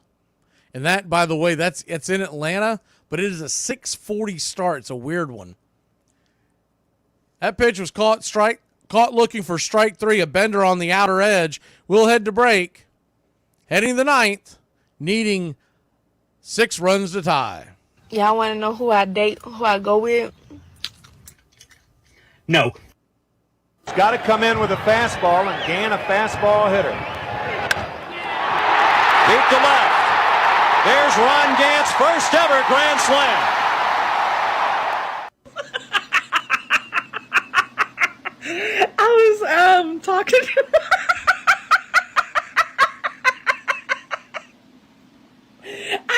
one of my friends, and he told me that him and his new girlfriend were trying something new, so they wanted to try bees. And so and he said, did you know that you're supposed to pull beads out real slow? And I was like, no, I didn't know that. He was like, me neither. I started that girl up like a chainsaw. I'm 40. I threw my back out plugging in my phone charger the other day. I'm 40. Why are everyone's headlights so bright? I'm 40. If there's no parking, I'm not going. I'm 40. I'm going to calculate my sugar intake relative to hours before bed. I'm 40. Why are there so many people everywhere all the time? I'm 40. I'm cranky, and I'll be the first one to tell you. 2 outs, 2 strikes on Reggie, and you gotta know he's gonna get the super sinker. The set, here it comes.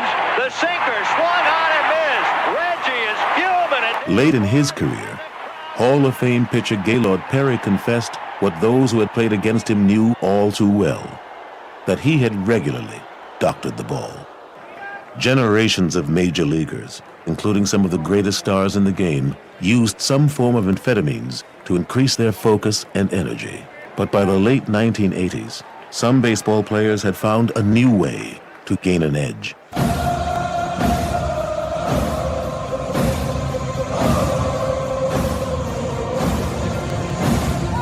Welcome back. Charlie, if you get a second, let me know if you go. I typed it in. I finally found it. I couldn't copy it, but I had time to type it during the break. Let me know if you got that one, because if so, we're getting close to closing that league, and I just want to make sure that you get in. First pitch on the way from Bivens. Spencer Bivens is bang foul down the left field line. It's 0-1. Austin Riley, Ozuna, and Olsen are due up. The 0-1 misses. Called for a strike, 0-2. You can tell home plate umpire Dan Lasagna is ready to get on a plane. The 0-2. Swing. That ball's hit hard on the ground at third. Chapman has been busy today. He's had a good day over there. 5-3 on the putout. 1 away. All the real ones are still here. I see the number dwindling quite a bit. We appreciate you spending your afternoon here on Braves Country Baseball. I know it's an odd time, and then to top off, you're being down by 6. We will have Braves Country today, 1 o'clock tomorrow, live for the Country Club members. You'll be able to catch it later also as well. First pitch on the way to Marcel on the outside for a strike. It's 0-1. We'll go over this series, and then by then we'll know what's going on in the next series, which begins tomorrow night in Los Angeles against the Angels. The 0-1 down and away, 1-1. So a 1-1 count.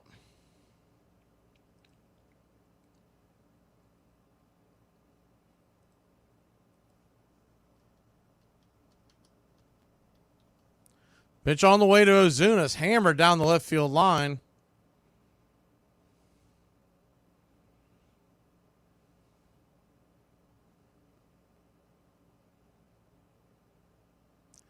Jorge Soler, by the way, was interviewed shortly after the game, and he said that if he had to, he would go back into the game. But they wanted to get out in front of it.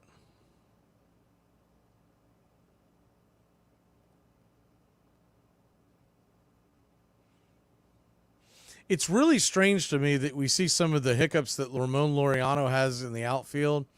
Because when he was with the A's, he played a phenomenal outfield. The 1-2 in the dirt, 2-2.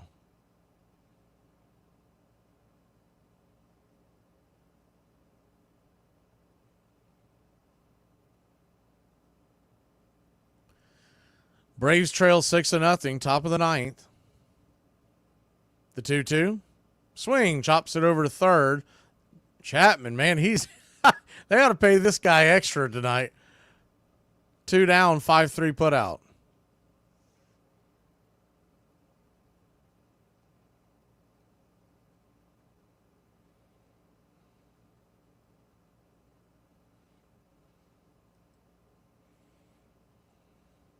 I don't think we're going to get any real answers on what's going on with Jorge Soler except for these day-to-day.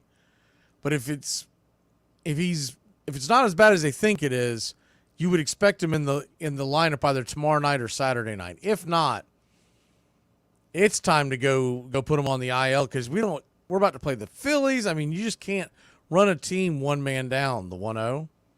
Outside wide, 1-1. I'd rather have Eli White up, a healthy Eli White, help us with our defense in the outfield and let them platoon away if we're not going to have Soler at the plate. The 1-1, swing and a miss, strike 2. Braves are down 6-0. We're down to our last strike. We might get blanked here again. What is this, the 7th time this year we'll get blanked? We have won the series. The 1-2, swing and a miss, strike 3, and the Giants fans are happy as they finally found a way to solve the problem that has been the Atlanta Braves. They lose this big series at home. They'll move to 3.5 back of Atlanta, but it's a big win for San Francisco because, A, it keeps them in the wild card mix. They would have been 5.5 back had they lost this game. Instead, they're still hanging around there. You got to realize every time you see the sun come up, the season is getting shorter and shorter, and Atlanta's going to fall to 7 games over 500, 64 and 57 on the year, which will put us at, 41 games left in the season? And as it continues to roll, now good thing is the Mets lost, so we're still 2 up in the wild card. We didn't lose anything there. And honestly, the Padres and Diamondbacks refuse to lose. At this point, it looks like we're playing for the last wild card, and we'll just have to take our chances with whoever that is. And here's the irony. It could end up being the Phillies. We could end up being in Philadelphia for 3. Wouldn't that be something? All right, y'all. We will see you mañana, 1 p.m. for the Country Club on Braves Country Today. You'll be able to catch the replay later on tomorrow afternoon. And then pitch by pitch, play by play of your Atlanta Braves. It's Schwellenbach Day against the Angels.